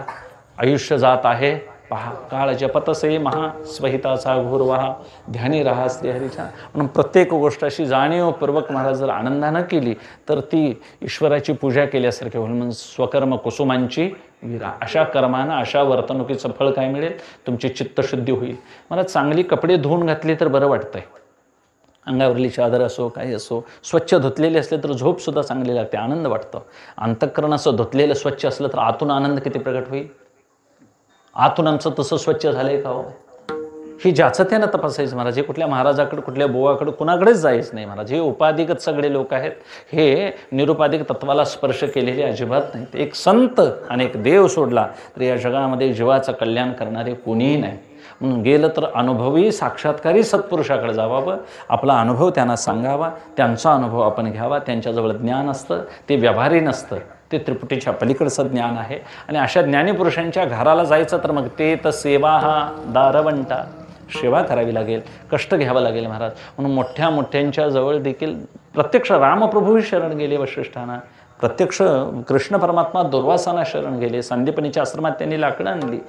ते एक दोन वेळ केलं असेल थोडं, पण ते तरी देखील गुरूंना ते शरण गेले. ते आत्मज्ञान त्यांनी जाणून घेतलं. तसं आपण देखील हे इतर सगळे महाराज असते हे केलेले धर्म आहेत. आम्हाला दाखवायचा धर्म परवडतो, पण आचरणाचा धर्म परवडत.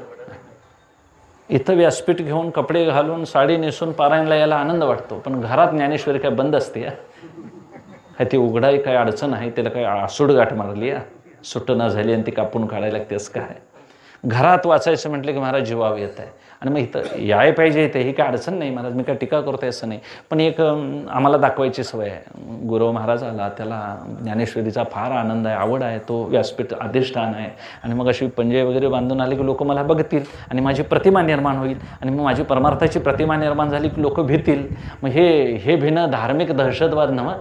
सांडुनिया सर्व लौकिकाची लाज, आळवा यदुराज भक्तिभावे. भगवंताला लौकिक महाराज आवडत नाही असं नाही, लौकिक असावा, पण लौकिक चित्तात असू नये. मी आणि माझे याचं भार डोक्यात झालेला आहे. आणि मग हे सगळे लौकिक मान्यतेनं आम्ही वाढवलेले आहेत. आमची पूजेची मान्यता वेगळी आहे, आमची वास्तव वागण्याची मान्यता वेगळी आहे. आम्ही जरी माळा धारण केलं, सगळं जरी केलं असलं तरी अजून आमची मान्यता पैशावर जास्त आहे. मी इथं सांगेन विवेक वैराग्य, पण मनात पैसे मिळवायचा छंद आहे. काय करूया, अडचण आहे. मुक्त व्हावंसं वाटत नाही महाराज. मुक्त होणं आणि वाटणं, तशी तळमळ असणं हे आमचा वास्तविक तो अधिकार आहे. पंढरीचे वारकरी ते अधिकारी, आम्ही अधिकारी आहोत मोक्षाचे, पण योग्यता नसल्यामुळं आमचं काम अडलं आहे. कागदपत्र तयार नाहीत, मिळतंय आम्हाला.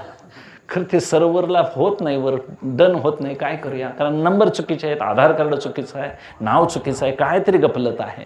मग आमचं काम होत नाही. मला एखाद्या सामान्य वारकऱ्याचं काम होतं, पण ही मान्यता अशा साधारण बदलत गेल्या पाहिजेत. अगदी सोवळं घालून पूजा करायला लागला, एखादा यज्ञ करायला लागला तर महाराज त्याला लोक मानतात, त्याच्या पाया पडतात. पण आता तर पारा घेऊन मूल एखादं जरी उभारलं बिना घेऊन तर त्याला कोण मानत नाही, त्याच्या कोण पाया पडत नाही. वास्तविक त्या सोवळं घालून पूजा करणाऱ्यापेक्षा महाराज गळ्यात ज्याचा विना आहे त्याची योग्यता मोठी आहे. पण हे आम्हाला मान्य नाही. आम्हाला मान्य आहे सोवळं घालून पूजा करणारा. म्हणून अशा ह्या मान्यता थोड्या बदलल्या पाहिजेत.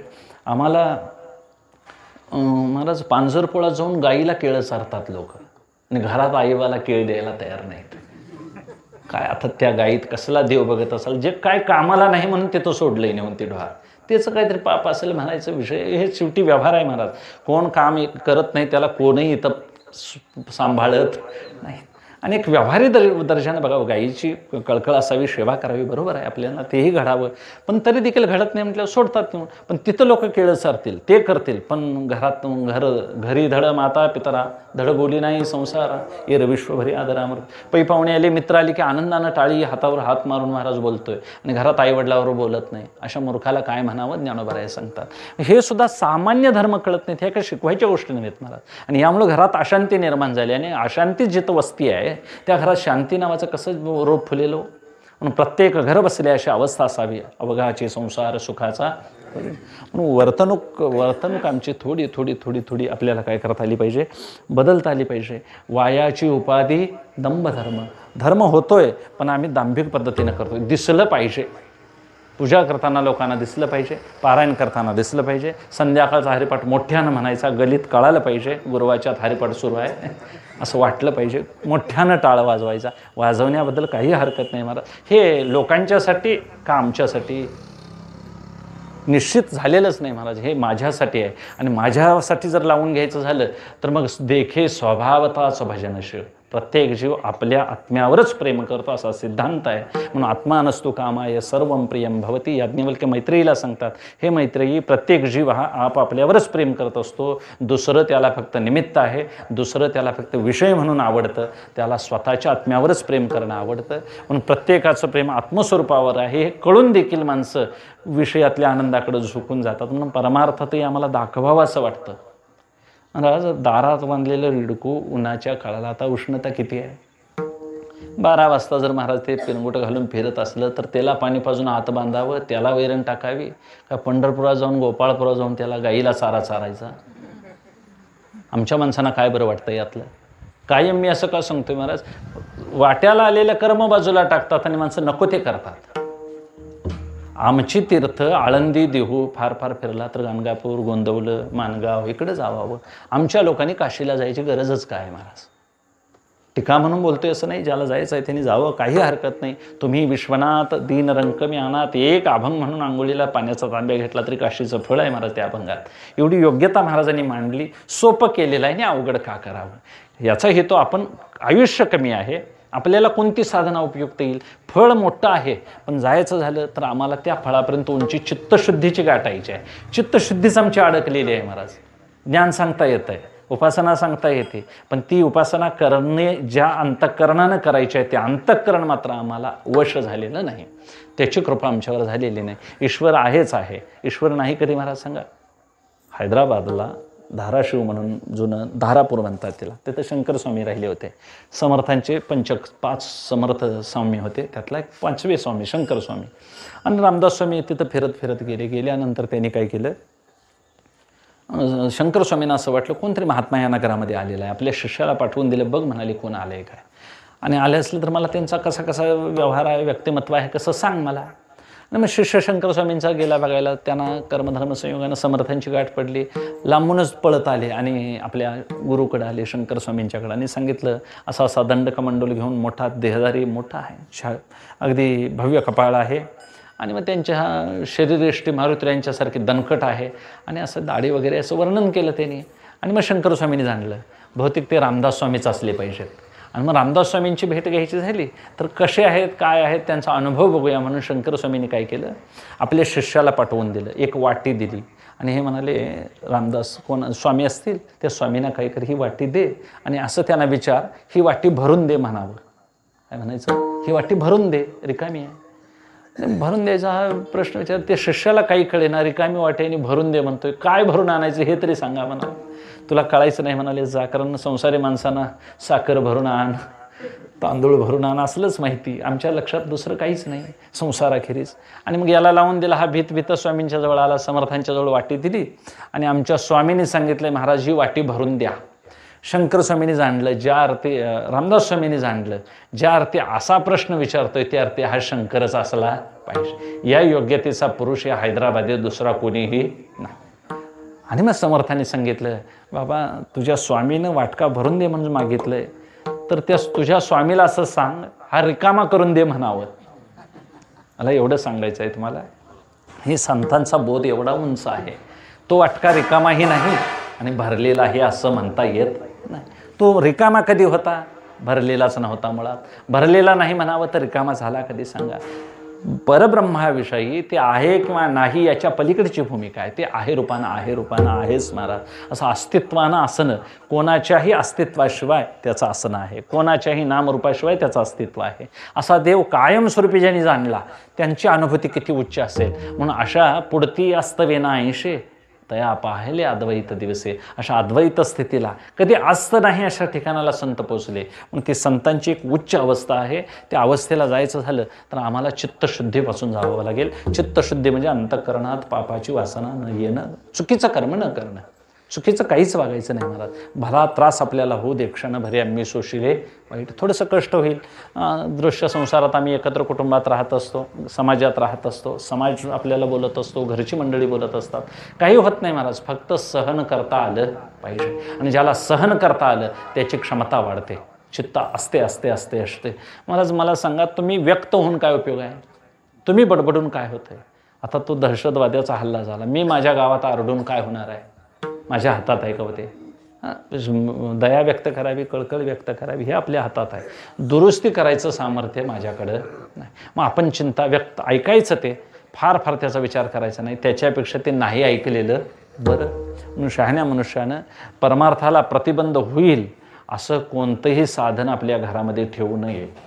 त्याला कायमचा रामराम करावा. वर्तमानपत्र वाचायचं बंद करावं, टी व्ही कायमस्वरूपी बंद करावी. महाराज टी व्हीसारखं वाईट साधन कोणतंही नाही अजिबात. महाराज त्याचं खोकासुद्धा तो घरात आणू नये. ज्यांनी आणला त्यांचं कधीही ते मुक्त होणार नाहीत ती माणसं.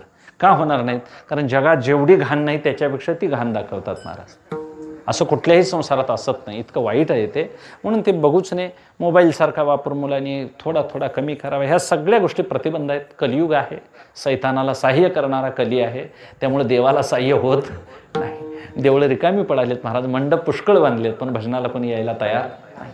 आणि मग देवानं भजनाला दिलेला देह आम्ही देहाच्या नुसत्या महाराज कशासाठी वापरायला लागलोय, याची चैन करायला लागलोय. खा प्या मजा करा असा बोलणारा संप्रदाय बाहेर आलेला आहे चारवाकांचा.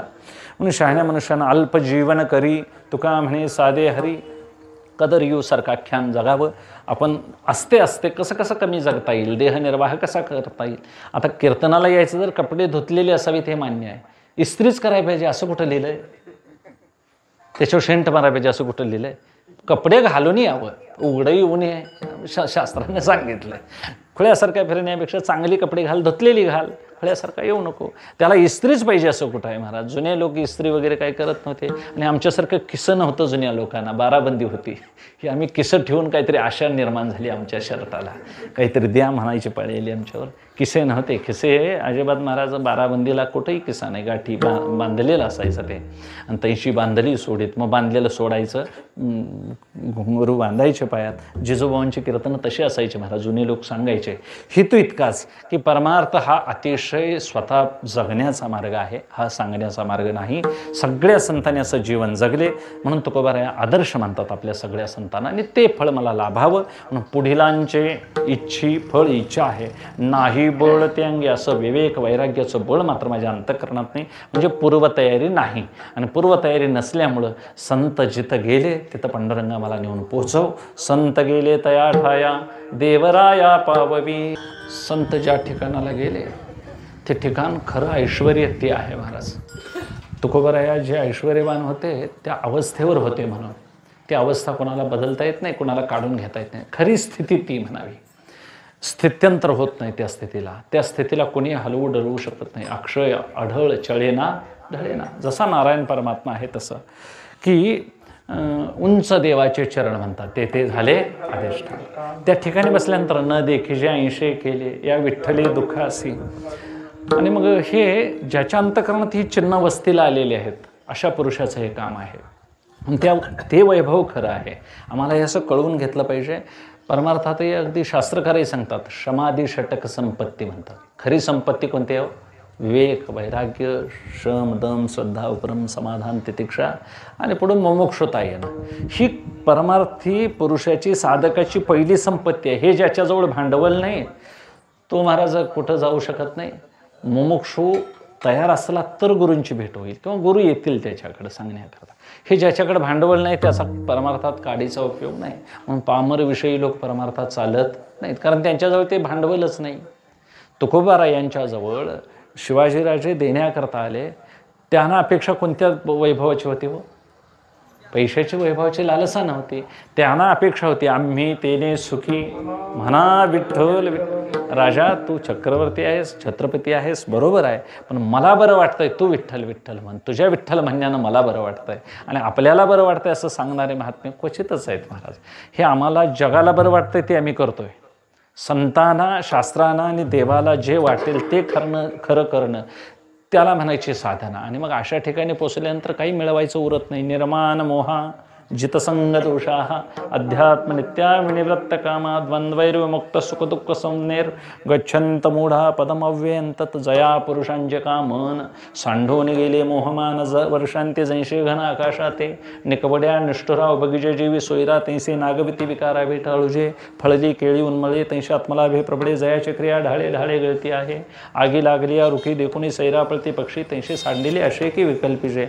आग लागलेल्या झाडाला पक्षी सांडून जातात. फळलेली केळ एकदा उमलली केळ पोसवली की परत त्या केळीचा मौन काही उपयोगाला येत नाही म्हणतात. त्याच्याकडून आता काही कार्य होत नाही.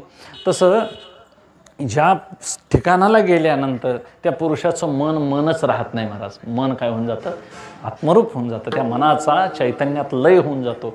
किती मन शुद्ध असेल त्यांचं. म्हणून पहिलं चित्त शुद्ध असणं गरजेचं आहे. ते चित्त स्थिर करता आलं पाहिजे. ज्याचं शुद्ध झालंय तेच स्थिर होतं महाराज. शुद्ध नाही ते स्थिर होत नाही. आणि शुद्ध नाही चित्तशुद्धी स्थिर पायापाशी बुद्धी. म्हणून परमार्थामध्ये शुद्ध चित्त आणि स्थिर बुद्धीची गरज आहे. हे दोन झाले की तेच उपासनेनं ते वैराग्यवानं भारून जातं अंतःकरण. तीच बुद्धी. अंतःकरण असं म्हटलेलं आहे. त्याला कप्पे वगैरे काय नाहीत महाराज. ते ज्यावेळी चिंतन करतं त्यावेळी चित्त म्हणतात, निश्चय करतं बुद्धी म्हणतात, संकल्प विकल्प त्यावेळी मन, आणि मी म्हणून उठतं काम करण्याकरता त्याला अहंकार म्हणतात. वास्तविक ते एकच आहे. फक्त त्याला कार्यपरत्वे नावं वेगवेगळी आली. आणि हे अंतःकरण ज्यावेळी महाराज रामरूप होतं, चैतन्यरूप होतं, त्यावेळी त्या जीव फक्त प्रारब्धगत आयुष्य शिल्लक आहे म्हणून राहतो. नाहीतर जीव दशा मात्र बाधित होते. आणि अशी उच्च जीवनमुक्ती आमच्या संतांनी भोगली. म्हणून पुढती जे तेत गेले ते न घेतीच मागवती पावले महदोदी काम नेले स्रोत जैसे. आता पुढेही जाता येत नाही आणि मागही येता येत नाही अशी जीवनमुक्त स्थिती. आता मग त्यांचा देहपातानंतर ते विदेही मुक्त होऊन जातील. तसे हे जिवंत असताना हे संत या बोधावर होते. म्हणून संतांचं संतत्व सहजासहजी आपल्याला कळत नाही. कळावं, त्यांची भाषा कळावी, त्यांचं जीवन कळावं म्हणून त्यांची चरित्र वाचावी लागतील. संत चरित्र वाचल्यानं चित्तही आपलं शुद्ध होईल, पुण्यही उत्पत्ती होईल. म्हणून घर बसल्या प्रत्येकाने महाराज हे तुम्ही काय कळणारी मंडळी आहात काही सांगायला लागत नाही. गोरोबा काकांचं चरित्र, अन्य संतांची चरित्र वाचावी लागतील. हे वाचल्यानं संत ज्या ठिकाणी आहेत ते ठिकाण कळेल. ठिकाण काय गाव नाही महाराज. संत गेलेली काही गावं नाहीत. तुकोबाराय देहूला जन्माला आले. देहू हे का त्यांचं गाव न, मूळचं गाव काय त्यांचं? देश वेश नव्हे माझा सहज फिरत आलो. त्यांना कळालेलं आहे मी मूळचा ब्रह्मच आहे अशी त्यांची एक अवस्था आहे. आणि मग ब्रह्माचं काही ठिकाण नाही, ते सगळीकडे भारून व्यापक आहे. सर्वा घटी राम असं व्यापक स्वरूप त्यांना संतांना कळालेलं आहे. म्हणून संतांचं काय असं ठिकाण नाही. म्हणून नाही देवापाशी मोक्षाचे गाठोडे असे अभंग आहेत महाराज. मोक्ष काय एक ठिकाण नाही, ती एक अवस्था आहे. आणि अशा अवस्थेला संत पोचले. म्हणून तुकोबाराय म्हणतात अशा संतांचं जे जीवनचरित्र आहे, त्यांची जी आदर्श जीवन पद्धती आहे ती आम्हाला कळावी. देवराय हे काय करून आम्हाला कल्याण करून ते कळवून दे. आणि हे ज्ञान संपत्तीचं वैभव देण्याकरता तशी वर्तणूक सगळ्या संतांनी मात्र बाळपणापासून मागे बहुता जन्मी हेची करीत आलो आम्ही भवतापश्रमी दुःखे पिडले निवू त्या. कोणाच्याही दुःखानं महाराज ते दुःखी होतात. दुःखवे अनेकांच्या दुःखे. कधीही ते खोटं बोललेले नाही. सत्य बोले मुखे. म्हणून धर्माचं वागणं हे संतांनी जगावं. सत्यम वद धर्मं च स्वाध्यायान्मा प्रमदा मातृदेवो भव पितृदेवो भव आचार्य देवो भव. हे सामान्य लक्षणं नाहीत महाराज. हे धर्माचे मोठे अंग आहेत. आम्हाला ते सामान्य वाटतात, पण ज्यांनी हे आचरण केलं त्यांना फार यशाच्या शिखरावर बसवलं. मारुतीरायांनी नुसतं महाराज निरपेक्ष वृत्तीनं कार्य केलं. रामायणामध्ये निष्काम भावनेनं केलं. काय प्रत्येकची अपेक्षा होती का हो? बरं, काम स्वतः केलंय त्यांनी. आमच्यासारखा म्हणाला असता मी होतो म्हणून झालंय, नाही म्हटलं नाही महाराज. उड्डाण मारताना सुद्धा रामप्रभूचं नाव घेऊन मारलंय. बायको रामप्रभूंची, ह्यांची उडी मारायची काय गरज होती? आम्ही आता म्हणतोय काम माझं नाही, ह्याचं आणि कशाला मागणं. एखाद्या मुलगी बघायचं झालं तर त्याला टाक म्हणतो महाराज आम्ही गाडीत, तर तुला फुकट तुला फिरवून का उपयोग म्हणणार आहे. आम्ही अशी व्यवहारी माणसं आहोत. रुपये कोणाला देणार नाही महाराज. त्याचंच आणि 5-50 कसं आम्ही काढून घेऊ हे बघू. पण रामप्रभूंचं कार्य म्हणून त्यांनी उडी मारली. एवढी अवघड कामं केली. त्या सुरसा राक्षसीनं किती प्रयत्न केले, लंकेत किती त्यांनी कहर केला. एवढं सगळं केलं, पण हे करत असताना माझं नाव पुढं यावं अशी त्यांची काडीची अपेक्षा नाही. हे करताना रामदूत म्हणून कार्य केलं. म्हणून रामरायाच्या सेवका, रामदूत म्हणून जगता आलं पाहिजे. तसं आम्हाला देखील पांडुरंग परमात्म्याचा दास म्हणून जगता आलं पाहिजे.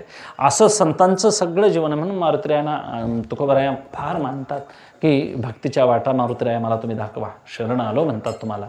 परमार्थात तसे तुकोबाराय कोणाला शरण गेलेले नाहीत. एक भगवान शंकराचार्यांना, एक नाथबाबांना, एक माऊलींना आणि एक मारुतीरायांना, एक 4-5 तुम्ही विश्वनाथ, एक भगवान शंकरांना. नाहीतर कुणाला सहजासहजी ते वाकलेले नाही. कारण एवढी अपार सेवा मारुतीरायाने केली आणि कुठेही कीर्तीची अपेक्षा ठेवली नाही महाराज. परमार्थामध्ये कीर्ती, मान, यश, प्रतिष्ठा, सत्ता, संपत्ती, वैभव याचा सगळा बोजवारा ज्याचं त्यानं काढून टाकायचा. हे डोक्यात सुद्धा ठेवायचं नाही. गळ्यात टाळ घेतल्यानंतर मान, मर्यादा सगळं महाराज ह्या गोष्टी सोडूनच यायचं. इथं येतानाच ते सगळी प्रतिष्ठा टाकून यायचं. प्रतिष्ठेचा काडीचा परमार्थात उपयोग नाही. देवा इतकी प्रतिष्ठा, संतांच्या इतकी प्रतिष्ठा जीवाला कधीही लाभणं शक्य नाही. कारण जीव हा सामान्य आहे. झाला तर तो ब्रह्मरूप होईल, ईश्वररूप होता येणार नाही. तर ते सामर्थ्य कसं त्याच्या अंगात येईल?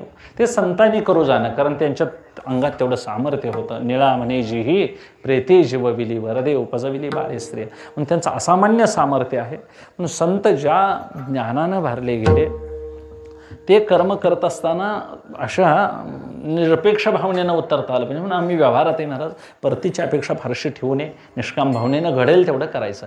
मला सांगा, रस्त्यानं जाताना उचलू लागायला काय हरकत आहे? नाही, त्याचा बोजा आणा येत नाही घरला, पण उचलू तरी लागूया. काय उचलायला त्याला लागून म्हणून दुसऱ्या बाजून जायचं आम्ही, बसू दे एकटंच घेऊन डोक्यावर घेऊन. अशी माणसं करतात महाराज. काय यात मिळवतात दिवस. वैरी असे काय असेल, आम्हाला बोलवलं तर जायचं, नाही बोललं तर. लग्नाला सुद्धा महाराज लक्षात ठेवून महाराज जात नाहीत माणसं एकमेकाचे. काय आता इथं कायमस्वरूपी आम्ही जन्माला आलो, काय अमरपट्टा आहे, काय वैर धरून. हिरण्यकश्यपसारखा महाराज त्याच्यासारखा तो उपदेश करतोय. हिरण्याक्षाला मारलं त्यावेळी तो घरच्यांना उपदेश करतो. हे आयुष्य नाशवंत आहे. आयुष्य जगतोय किती हिरण्यकश्यपू? 1,60,30,10,709 महिने, 1,60,30,10,10,000 7शते 9 मास मापा तया हिरण्यकश्यपा काय झाले. आणि हा हिरण्यकश्यपू आपल्या भावाची भाऊ वारल्यानंतर भावाच्या भावजयांना सगळ्यांना उपदेश करतो. फार आयुष्य नाशवंत आहे, क्षणभर आहे, कशाला उगाच रडता म्हणतो. म्हणजे जास्त जगणारा उपदेश करायला हे नाशवंत आहे म्हणून. आणि आमचा पत्ता नाही केव्हा जाईल हे सांगता यायचं नाही. तरी देखील आम्ही महाराज एवढा वैर धरतो. अगदी लग्नात काय कुणाला बोललं अपमानाच्या या गोष्टी आमच्या लक्षात आहेत. आणि हरिपाठ मात्र पक्का पाठ. कोण पाहुणा कधी काय म्हणाला, कुणाला कधी घाईला आणायचं हे सगळं आम्हाला माहिती आहे. कधी वाटेत पाणी सोडायचं, कधी काय करायचं हे सगळं आमच्या तयार आहे अंतःकरणात. आणि मग एवढं सगळं जर भरलेलं असेल तर मग कामक्रोधे केले घर रीती होईल का हो? नाही म्हणा. ते विठ्ठलानं भरायचा झाला तर हे जाणीवपूर्वक टाळता आलं पाहिजे. चांगलं वागता आलं पाहिजे महाराज. वाईट काय सहजच वागता येतं. वाईट काय मलाही वाईट वागता येतं नाही. गळ्यात माळ आहे तर नाही चुकीचा पाय पडता. पाणी पाजायला सुरू आहे समजा आणि जवळच्यानं वाळकं केलेली आहेत. आपण पाणीच पाजणं हे आपलं काम का वाळकं खायची? हे सामान्य धर्म आहेत महाराज, पण हे कळत नाही. त्यांनी न कळत हात तिकडे जातो, न कळत पाय तिकडे जातो.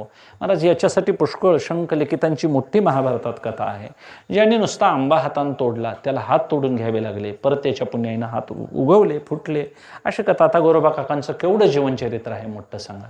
हे आंतरिक सामर्थ्य असावं लागतं महाराज. हे कोण देव वगैरे देत नाही, हे गुरु वगैरे देत नाहीत. हे अंतःकरणाचं ज्याचं त्याचं सामर्थ्य असेल तर तो उद्धार पावतो. मारुतीराय महाराज वास्तविक कपिकुळातले, पण वर्तणूक किती उच्च आहे, केवढा आदर्श आहेत मोठे. ज्यावेळी सत्कार करण्याला बोलवलं सगळ्यांना, नळनीळ जांबवंत गवई गवाक्ष हे सगळे महाराज, अंगद होता समोर, बिभीषण होते, रामप्रभू आहेत, सीतामाता, त्यावेळी मारुतीरायांना बोलवून आणावं लागलं हुडकून. सत्काराचा प्रसंग आहे. आम्हाला सत्कारला बोलले तर आम्ही आधी 2 तास असतो हजर. मला टावेल टोपी देणार किंवा शाल शिरपल देणार आहेत, आम्हाला हाव किवडी आहे सत्काराची. आणि त्यांना मात्र शोधून आणावं लागलं. म्हणजे कार्य कसं करावं स्वामीचं हे मारुतीरायांच्याकडून शिकावं. अशी निरपेक्ष व्रतीची सेवा, म्हणजे चित्तशुद्ध ही पाया आहे महाराज. चित्तशुद्धी ही इमारत ज्याच्यावर आम्ही उभा करणार परमार्थाची, तो पाया आहे. आणि असा पाया ज्याचा मजबूत झालेला आहे त्याला फारसं हे वेदांत वगैरे काही वाचावं लागत नाही. आमच्या संतांनी फार वेदांत शास्त्रावर भर दिला का नामस्मरणावर. मग ते नामस्मरण करत असताना त्यांचं अंतःकरण किती एकाग्र असेल हो. आमचं अंतःकरण एकाग्रही होत नाही. आमचं झालं आहे कसं, वेदांतशास्त्र शिका म्हटलं तर बुद्धी काम देत नाही, आणि नामस्मरण कर म्हटलं तर ते सोपं वाटतं आहे. ते सोपं म्हणून तेही करीत नाहीत, आणि हे अवघड म्हणून हेही करीत नाहीत. आणि नेमकं आम्ही काय करतो हे आमचं आम्हालाच कळना मुळात. मला असं म्हणायचं आहे, एक नामस्मरण करताना एकाग्र अंतःकरण झालं पाहिजे. नाव ज्याचं घेतो तो नामी, आणि मी घेणारा नाव. नाव हे वाणी घेते, मन घेतं का जीव घेतो. यात वाणी जड आहे, चांबड्याची आहे, मासाची आहे, ती कशी घेईल शक्य नाही. मन हे अचेतन जड आहे, ते वायू तत्वाचं आहे, रजोगुणाचं आहे. ते पंचमहाभूतिकांनी जेवढं 5 महाभूताचं आहे तेवढं जड आहे. मग अगदी देवसुद्धा त्यातच मोडला तुमचा मूर्ती रूपातला तरी तोही जडच मानायचा का, शास्त्रच असं सांगतं. आणि मग घेतो इथं नाव कोण, जीवच नाव घेतो महाराज. मनाच्या साह्यानं घेतो, वृत्तीच्या साह्यानं हे सगळं करतो. आणि मग जीव नाव घेत असेल तर तो जीव मूळचाच शिव आहे असं कळून नाव घेत असताना त्याने एकाग्र अंतःकरण जपायची माळ जपताना त्या प्रत्येक मन्याखेरीज ईश्वर तत्वाशीच आपण अनुसंधान साधायचं. आपणच देवाचं नाव घ्यायचं, आपणच कानानं ऐकायचं, आणि आपणच डोळ्यात ते रूप उभा करायचं. असं नाम जर घ्यायची व्यवस्था प्रत्येकानं केली घर बसल्या तर आस्ते आस्ते आस्ते प्रगती होत जाईल. आणि मग हे एकाग्रतेचं काम आहे. नाहीतर मनी ढकलताना मन्याकडे लक्ष, 2 नंबर मेरू मनी ढकलून जातो का काय की म्हणून तिकडे एक लक्ष, कितवी माळ झाली तिकडे एक लक्ष, आणि घरात भांडं आदळलं तर तिकडे एक लक्ष. कप बशी हल्ली तर चहा प्यायची हौस येते महाराज, माळ तिथंच राहते. आणि मग अशा झोप लागली नाही तर बरं, नाहीतर ते एक अडचण आहे. आणि एखाद्यानं तुमचं राहिलेलं पैसे एवढं घ्या म्हणाला तर माळ सकट टाकून आम्ही महाराज पळत जाऊ, कारण उदारी वसूल होती म्हटल्यावर एवढं जेव्हा. असं अनेक आग्रह झालेलं चित्त नाव घेईल का एकाग्रतेनं गेलो, एकाग्रतेनं. अशी अपेक्षा आहे नामामध्ये महाराज. म्हणून नुसतं नाव घ्या असं नाव घ्या सगळीजण महाराज. आम्हाला पंढरपूरच्या महाराजांनी सांगून कान घाईल आला आमचं. नाव घ्या काय नाव घ्या महाराज. तसं नाव घेऊन झालं असतं तर मग सगळ्यांनी नाव घेऊन महाराज झालं असतं. नामधारक हा एकच असतो कोणतरी. आम्ही नामाचे धारक आलो म्हणे तुका, मी नामाचा म्हणतात, एके ठिकाणी आम्ही म्हणतात. एकंदर शिका पाठविला इहलोका, आलो म्हणे तुका. म्हणून कोणत्याही साधनामध्ये एकाग्रता अपेक्षित आहे. एक चित्त झालं पाहिजे, वृत्ती शुद्ध झाली पाहिजे. म्हणून चित्तशुद्धी, चित्त निरोध ह्या गोष्टी शास्त्रानं सांगितल्या. हेतू इतकाच, आम्हाला आलंबनं अनेक नको आहेत. आणि हे साधना करताना हे बळ वृत्तीमध्ये नाही, म्हणून विवेक जागृत झालेला नाही का, निवड केलेली नाही. निवड नसल्यामुळं, निश्चय झाला नसल्यामुळं काय करायचं हेच माहिती नाही नेमकं. म्हणून विवेक आधी व्हावा, विवेकाचं बळ नाही. म्हणून ज्ञानोबराय सांगतात, परितेची लीला परजवे, 80 वैराग्याचे नित्य नवे, बुद्धीशी अभंग बळ होवावे बुद्धीसी का. अभंग बळ म्हणजे न ढळणारं बळ बुद्धीला वैराग्याचं असलं पाहिजे. आणि वैराग्य ज्याच्या अंतःकरणात धगधगीत असं आलेलं आहे, विवेकासहित वैराग्याचे बळ अंग्यांशी धगधगीत ज्वाळ अंगी जायचा. अगदी ती ओल्याला पेटवतं, वाळल्याला पेटवतं, तशा वासनांना जाळणारा अग्नी एकदा निर्माण झाला पाहिजे. महाराज, कर्म हे ह्या सामान्य प्रलय काळाच्या अग्नीनंही जळत नाही. कर्म जळायचं झालं तर ज्ञानरूपी अग्नीच लागतो. ज्ञानाग्नी दग्ध कर्मानं तमाहू पंडितम बुद्ध. म्हणून आमचं शिल्लक आहे कर्म मागलं. कर्मक्षय अजून झालेला नाही. आणि मग कर्मक्षय झाला नसेल तर मग आम्हाला दुःख होणार का नाही सांगावं. तुकोबारायांनी सांगावं, भाग गेला शिन गेला, भाग गेला शिन गेला,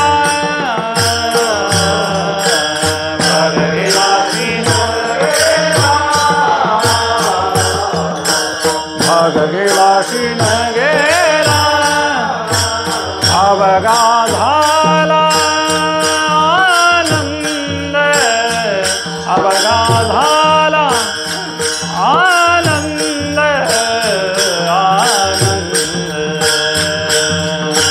भागही गेला, जो भोगायचा आहे तो भागही गेला, आणि क्षीणही गेला, दुःखही गेलं, आणि कर्माचा क्षयही झाला. आता सगळीकडे आनंद झाला. आता करण्यासारखं काही उरलं नाही. एकच करायचं आता, हरिकथेशिवाय काही नाही, नामस्मरणाशिवाय काही नाही. असा संसाराविषयीचा महाराज निश्चय करायचा. हे मिथ्या आहे कळवून घ्यायचं, असते असते मन काढत राहायचं, आणि हे ज्याचं त्याचं काम आहे. म्हणून सांगायचा हेतू इतकाच की आमच्या संतांनी एवढं उच्च जीवन जगले, कुणालाही न त्रास देता आपली दुरुस्ती त्यांनी करून घेतली. लोकांच्यासाठी काय फारसं महाराज, त्यांचं जीवनच आदर्श. आपण जळत राहिले, लोकांना उजेड देत राहिले, आणि मग अशा पद्धतीने जीवन जगताना मग राहिलेलं कार्य त्यांचं देवाना करावं लागलं. गुरोबा काकांनी बहुतेक 1232 शकेचा काळ आहे. पहिलं मूल ज्यावेळी गुरोबा काकांना झालं त्यावेळी ज्ञानोबारायांची त्यांची भेट झालेली होती. नामदेवरायांची त्यांची ओळख झाली. गुरोबा काका ज्ञानोबारायांच्यापेक्षा वयानं ज्येष्ठ आहेत, पण तरी देखील मुक्ताईने त्यांना अनुग्रह दिला, कारण मुक्ताईंचा अधिकार मोठा होता. आणि मुक्ताई आणि गुरोबा काकाही बहुतेक आनंद संप्रदायात म्हणून सांगितले गेले. आता त्यांचा तो योग मार्गाचा संप्रदाय आहे. अधिकारी पुरुष आहेत गुरोबा काका, पण धन्य ते संसारी दयावंत जे. इथं गृहस्थाश्रम स्वीकारला. मुलगा जन्माला आला, तो त्याने महाराज भावसमाधीला गेलेले. आता त्यांच्या शरीरानं करायचं म्हणून काय होत नाही महाराज. संतांच्याकडून कोणतंही कार्य ईश्वर संकल्प म्हणून होत असतं. मुलं अनायासे महाराज गाऱ्यात आलं, तुडवलं गेलं. ते परत तुकोबारा काय गोरोबा काकांना त्यांच्या पत्नीने महाराज पांडुरंगांना शिव्या दिल्या वगैरे, ते त्यांना बरं वाटलं नाही. म्हणून हात बोट मजला लावेसीला आता आण तुझं सर्वता विठोबाचे, आणि ऐकताची 80 ठेवेली काठी उगाची राहिला गोरा. तेव्हा वर्णन चांगलं केलंय नामदेवरायांनी. मलाच काठी घेऊन मारायला धावले. त्यावेळी शपथ घातली गोरोबाच्या पत्नीने, आणि मग त्याने हातच लावणार नाही असा काय घेतला निर्णय घेतला. त्यावर त्यांचं दुसरंही लग्न करून दिलं. तसाच सांभाळ करा. आणि चरित्र तुम्हाला कथा माहिती आहे, ही तुम्हाला सांगायचं. या कथेमध्ये गोरोबा काकांनी फक्त जसं वाळलेलं पान जसं वावटळीसारखं वाहत जावं तसं जीवन जगलेत. त्यात काही त्यांनी अपेक्षा ठेवलेली नाही. त्यांना काही याचा अर्थ त्यांना दयामया नाही असं नाही महाराज. फक्त आपण ईश्वर संकल्पानं जगत आहोत. देहतादात्म्य सुटलेलं आहे, अपेक्षा कोणतीही उरलेली नाही. आणि अशा अवस्थेत महाराजांनी नंतर जे जीवन स्वीकारलं, त्यांच्या पत्नीने हात ठेवून घेतले, तेही हात तोडल्यानंतर मग आता हा चालायचा कसा. योगक्षेम जो व्हायचा आहे, आता ज्याला कर्मच मागलं शिल्लक राहिलेलं नाही, त्याचा भोगही पुढं शिल्लक नाही. आता फक्त त्याचं देह सांभाळ व्हावा म्हणून देवाला काहीतरी करावं लागतं. या सदरात सगळ्या संतांची कामं देवाने केलेली आहेत. देवाना त्यांनी काम लावलेलं नाही. आणि आम्ही जे बघत आहोत ते देवाने कामं केली. या सदरात बघत असताना एवढ्या उच्च अवस्थेला बघितलं पाहिजे. द्रौपदीला काय महाराज फार लुगडी पाहिजे होती अशापेक्षा नव्हती, लज्जा रक्षणासाठी हाक मारलेली आहे. आणि मग भक्ताची लाज हा देव राखत असतो. भक्ताचं सगळं योगक्षम तो चालवत असतो. हा त्याचा निर्णय आहे. वेदवचन आहे, श्रुतिवाक्य आहे, स्मृतिवाक्य आहे. भगवद्गीतेतही देव सांगतात. या नियमानं गोरोबा काकांचा गावगाडाही चालवण्याकरता स्वतः पांडुरंग परमात्मा महाराज कुंभार झाले. ते गरुडाला म्हणतात, तू आता काय हो, गाढव हो. गरुड म्हणतो, देवा नुसतं गाढव म्हटलं तर राग येतोय म्हणाले, तू मला गाढव हो म्हणून सांगायलायस म्हणाले. नाही, व्हावं लागेल. रुक्मिणी मातेला सांगतात, तू कुंभारीन हो. आणि महाराज तेरला येतात. देवाला चिंता लागते. मला सांगायचं आहे, केवढी उच्च भूमिका आहे. देवासारखा देव आहे महाराज. तो त्रैलोक्य पाळणार आहे. त्याला सामान्य भक्त आहे काय तेर, कुठली ओळख आहे हो, कोणतं देहू, कोणती आळंदी, सामान्य गाव आहे ती. पण त्यांच्याकरता देव स्वतः राबतो. ही मोठी लीला आहे भावनेची. आणि मग तेरला आले आणि मग देवानं सगळं वैभव विसरले. पहावो गौरव कुल्हाळाचे घरी. आणि मग देव साक्षात कुंभाराच्या घरात कुंभार होऊन आले. आल्यानंतर मग आता गरुड महाराज तो त्रैलोक्य भुवन सगळीकडे फिरणारा त्रैलोक्य गरुड आहे, तो गाढव झाला. आणि मग रुक्माबाई माती आणलेली माती, आता गरुडानं माती आणायची म्हटलं केवढी आणणार, ते का आमच्यासारखे आणणार आहे.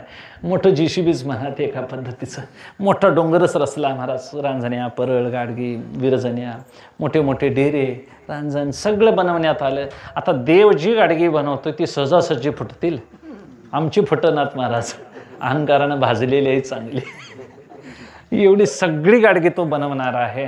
आणि मग कुंभार परमात्मा झाला. आणि जे काही माल तयार व्हायला लागला तो 25 खेड्यात महाराज गोरोबा काकांचे हात तुटल्यामुळं माल नव्हता.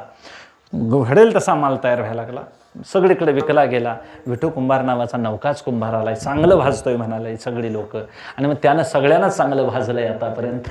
पण तरी देखील त्याची कळ कुणाला अजून आलेली नाही. एवढ्या मी निगरगट्टांनी निर्लज्ज आहोत, काय हरकत नाही म्हणाय. कारण आनंद वाटतो महाराज, पांडुरंगानं प्रत्येकाला अगदी धग लावलाय चांगला आहे. पण भाजून सुद्धा आम्हाला लक्षात येत नाही. त्यांनी चांगली भाजली, माल खपायचा. आणि एक दिवस काय झालं, तेरला जाणारी, आषाढीला जाणारी परतला आलेली दिंडी आळंदीला गेले ज्ञानोबाराय. नामदेवरायांचा पाहुणचार घेतला, कारण तपासायचं होतं. तपासण्याकरता गोरोबा काकांची निवड करण्यात आली. गोरोबा काकांनी थापाटणी घेऊन प्रत्येकाला जसं भांडं तपासतात तसं, वाप झाल्या घात वाया जाती, प्रत्येकाला जव्हारियाच्या पुढे मांडेरी रत्नाता मोला कैसे येईल उणे, तेची थापटणे ज्ञानेश्वरावर ते यात लेश उरे कैसे, तेची थापटणे निवृत्तीचे माता, देरा झाला आणि का परब्रह्म, तेची थापटणे सोपानाला हानी. आणि मग यात कोरे उरे कोठे कैसे, तेची थापटणे मुक्ताबाईला हानी, अमृत संजीवनी उतू आली, तेची थापटणे नामदेवावर डोळी चोळे रडू मोहरो लागे. तो रडायला लागले नामदेवराय. आता ज्यांच्या थापटण्याचा अधिकार नामदेवरायांच्यासारखा सगुण साक्षात्कारी महात्मा, डोक्यावर थापटणं मारायचा अधिकार काकांचा, केवढी उच्च अवस्था असेल. आणि मग त्यांना भाव समाधी लागायची नाम घेतल्याबरोबर. आणि मग शेवटी गोरोबा काका निर्णय देतात. नामदेवरायांचा निर्णय गोरोबा काका करतात. केवढी अवस्था मोठी असेल. गोरा म्हणे कोरा राहिला गे भाई बाई, शून्य भरे नाही भाजेला. 1% 1% नव्हे, 0 सुद्धा भाजलेलं नाही. हे तपासणारे काका आहेत महाराज. म्हणून खरा MD डॉक्टर म्हटलं तर आमच्यातला काकांनी प्रत्येकाला तपासून पाठवून दिलं. मुक्ताबाई हसायच्या. अशी तपासणी झाली पाहिजे आता कीर्तनकारांची, प्रवचनकारांची, आमची सगळ्यांची. थांबलं की महाराज गावात विचारलं पाहिजे प्रत्येकाने, अद्वैत म्हणजे काय सांग, माया म्हणजे काय सांग. म्हणजे निदान कीर्तनला यायची तरी बंद होतील असं मला वाटतं. का असं राग वाटतं महाराज. खरा करायला पाहिजे अभ्यास. काय आम्ही कोण आईच्या पोटात शिकलेली नाही महाराज. तुकोबारायांना आनंद वाटेल. का देणार नाही ते ज्ञान.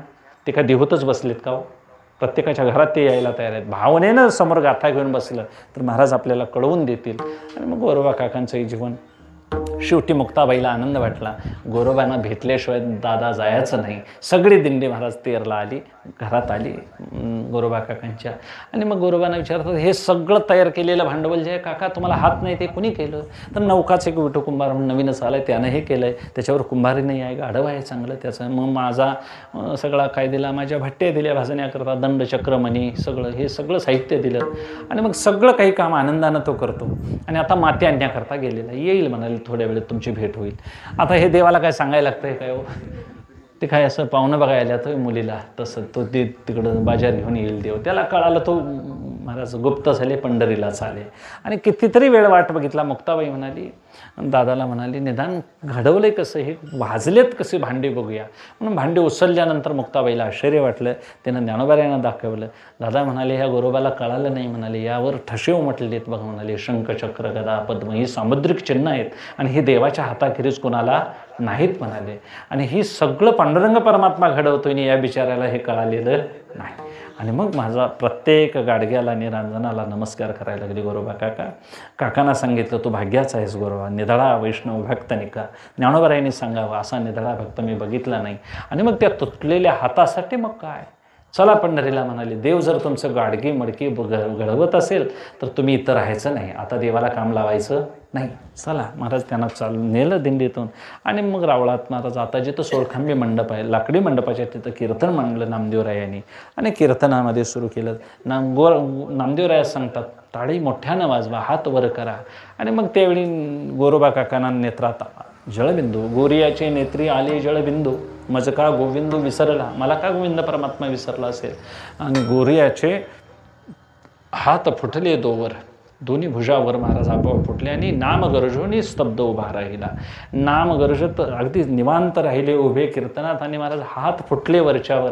हे प्रत्यक्ष ज्ञानोबराया नामदेवरायांच्या संगतीनं मांडतात. मला सांगायचा काय हेतू आहे, ह्या काय कपोलकल्पित कथा नव्हेत महाराज. एवढ्या उच्च अवस्थेला पोचलेले हे आमचे सगळे संत महात्मे, त्यांनी जे सांगितलेलं आहे ते आम्हाला थोड्या अंशात काय आम्ही ग्रहण करायला पाहिजे. आणि मग हे गुरुबरायांचं जीवनचरित्र फार उदास आहे, फार विरक्त आहे आणि त्यांचा हेतू फक्त विठ्ठल परमात्मा एवढाच आहे. एवढा आदर्श आणि स्वच्छ जीवन संतांच्या खेरीज कोणाला जगता येत नाही.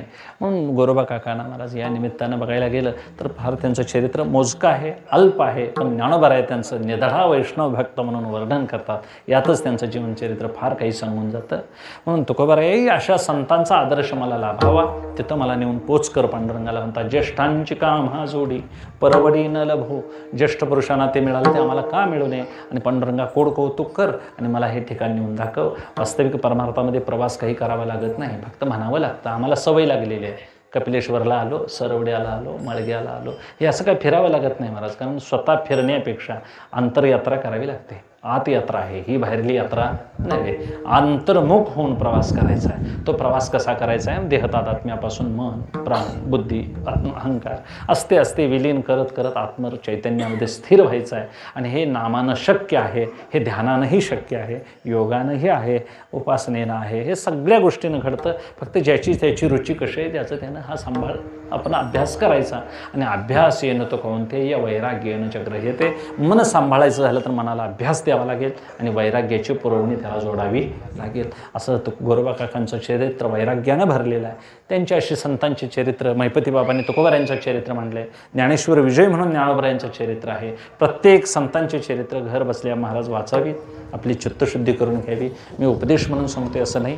आता त्यांच्या चरित्राखेरीज आम्हाला वाचायला काही उरलेलं नाही. एक देवाच्या कथा आणि संतांचे चरित्र आमरण वाचत जाऊया. आणि एक दिवस शेवटचा दिस गोड व्हावा. गुरुबरायांनी कृपा करावी, पांडुरंग परमात्म्याने कृपा करावी आणि आमच्या अंतःकरणात विवेक वैराग्याचं बळ यावं. आणि मग स्वतः प्रवास होत नाही, मग पांडुरंगाच्या कृपेनं प्रवास होतो. म्हणून परमार्थात पहिली कृपा ईश्वर कृपा. ईश्वरानं कृपा केल्याखेरीज गळ्यात माळ घालावी वाटत नाही, परमार्थाला यावं वाटत नाही, भजन करावं वाटत नाही. हे आपलं भाग्य आहे महाराज. पांडुरंगाची कृपा आहे. आम्हाला निवडलं आहे पांडुरंगानं. आम्हाला निवडलं आहे. आम्ही आलेलो नाही महाराज. तुम्ही उगाच टाळ घेत नाही, मी उगाच बडबडत नाही. इथं बडबडणं टाळ वाजवणं सारखंच आहे. यात काही उच्च नीच भाव नाही महाराज. इथं जमकाना हातरणाराही पुण्यमानच आहे आणि कीर्तन सांगणाराही पुण्यमानच. गाता ऐकता समानाची जोडे. हां, भोजने तळलेल्या वरिल्या एकची पक्वान्ने. भेद असत नाही महाराज. तिथं समर्थाच्या घरात जेवण वाढलं तर तळाच्या पंक्तीतही तेच असणार, वरच्या पंक्तीतही तेच असणार. भेद असत नाही. तसं वारकरी संप्रदायामध्ये भेद मांडलेला नाही. फक्त कोणतरी एक शहाणा उभा करावा आणि त्याचा ऐकावा, असं एक पद्धत आहे. मग ऐकताना आदर म्हणून हार घालावा, बुका लावावा, ही पद्धत आहे. उगाच गप्प बसून लोक ऐकतात म्हणून सांगणाऱ्यानं काही सांगू नये आणि ऐकणाऱ्यानं कुणाचंही काही ऐकू नाही. खरं लाज वाटते महाराज. सगुण साक्षात्कारी माणसाचंच ऐकावं.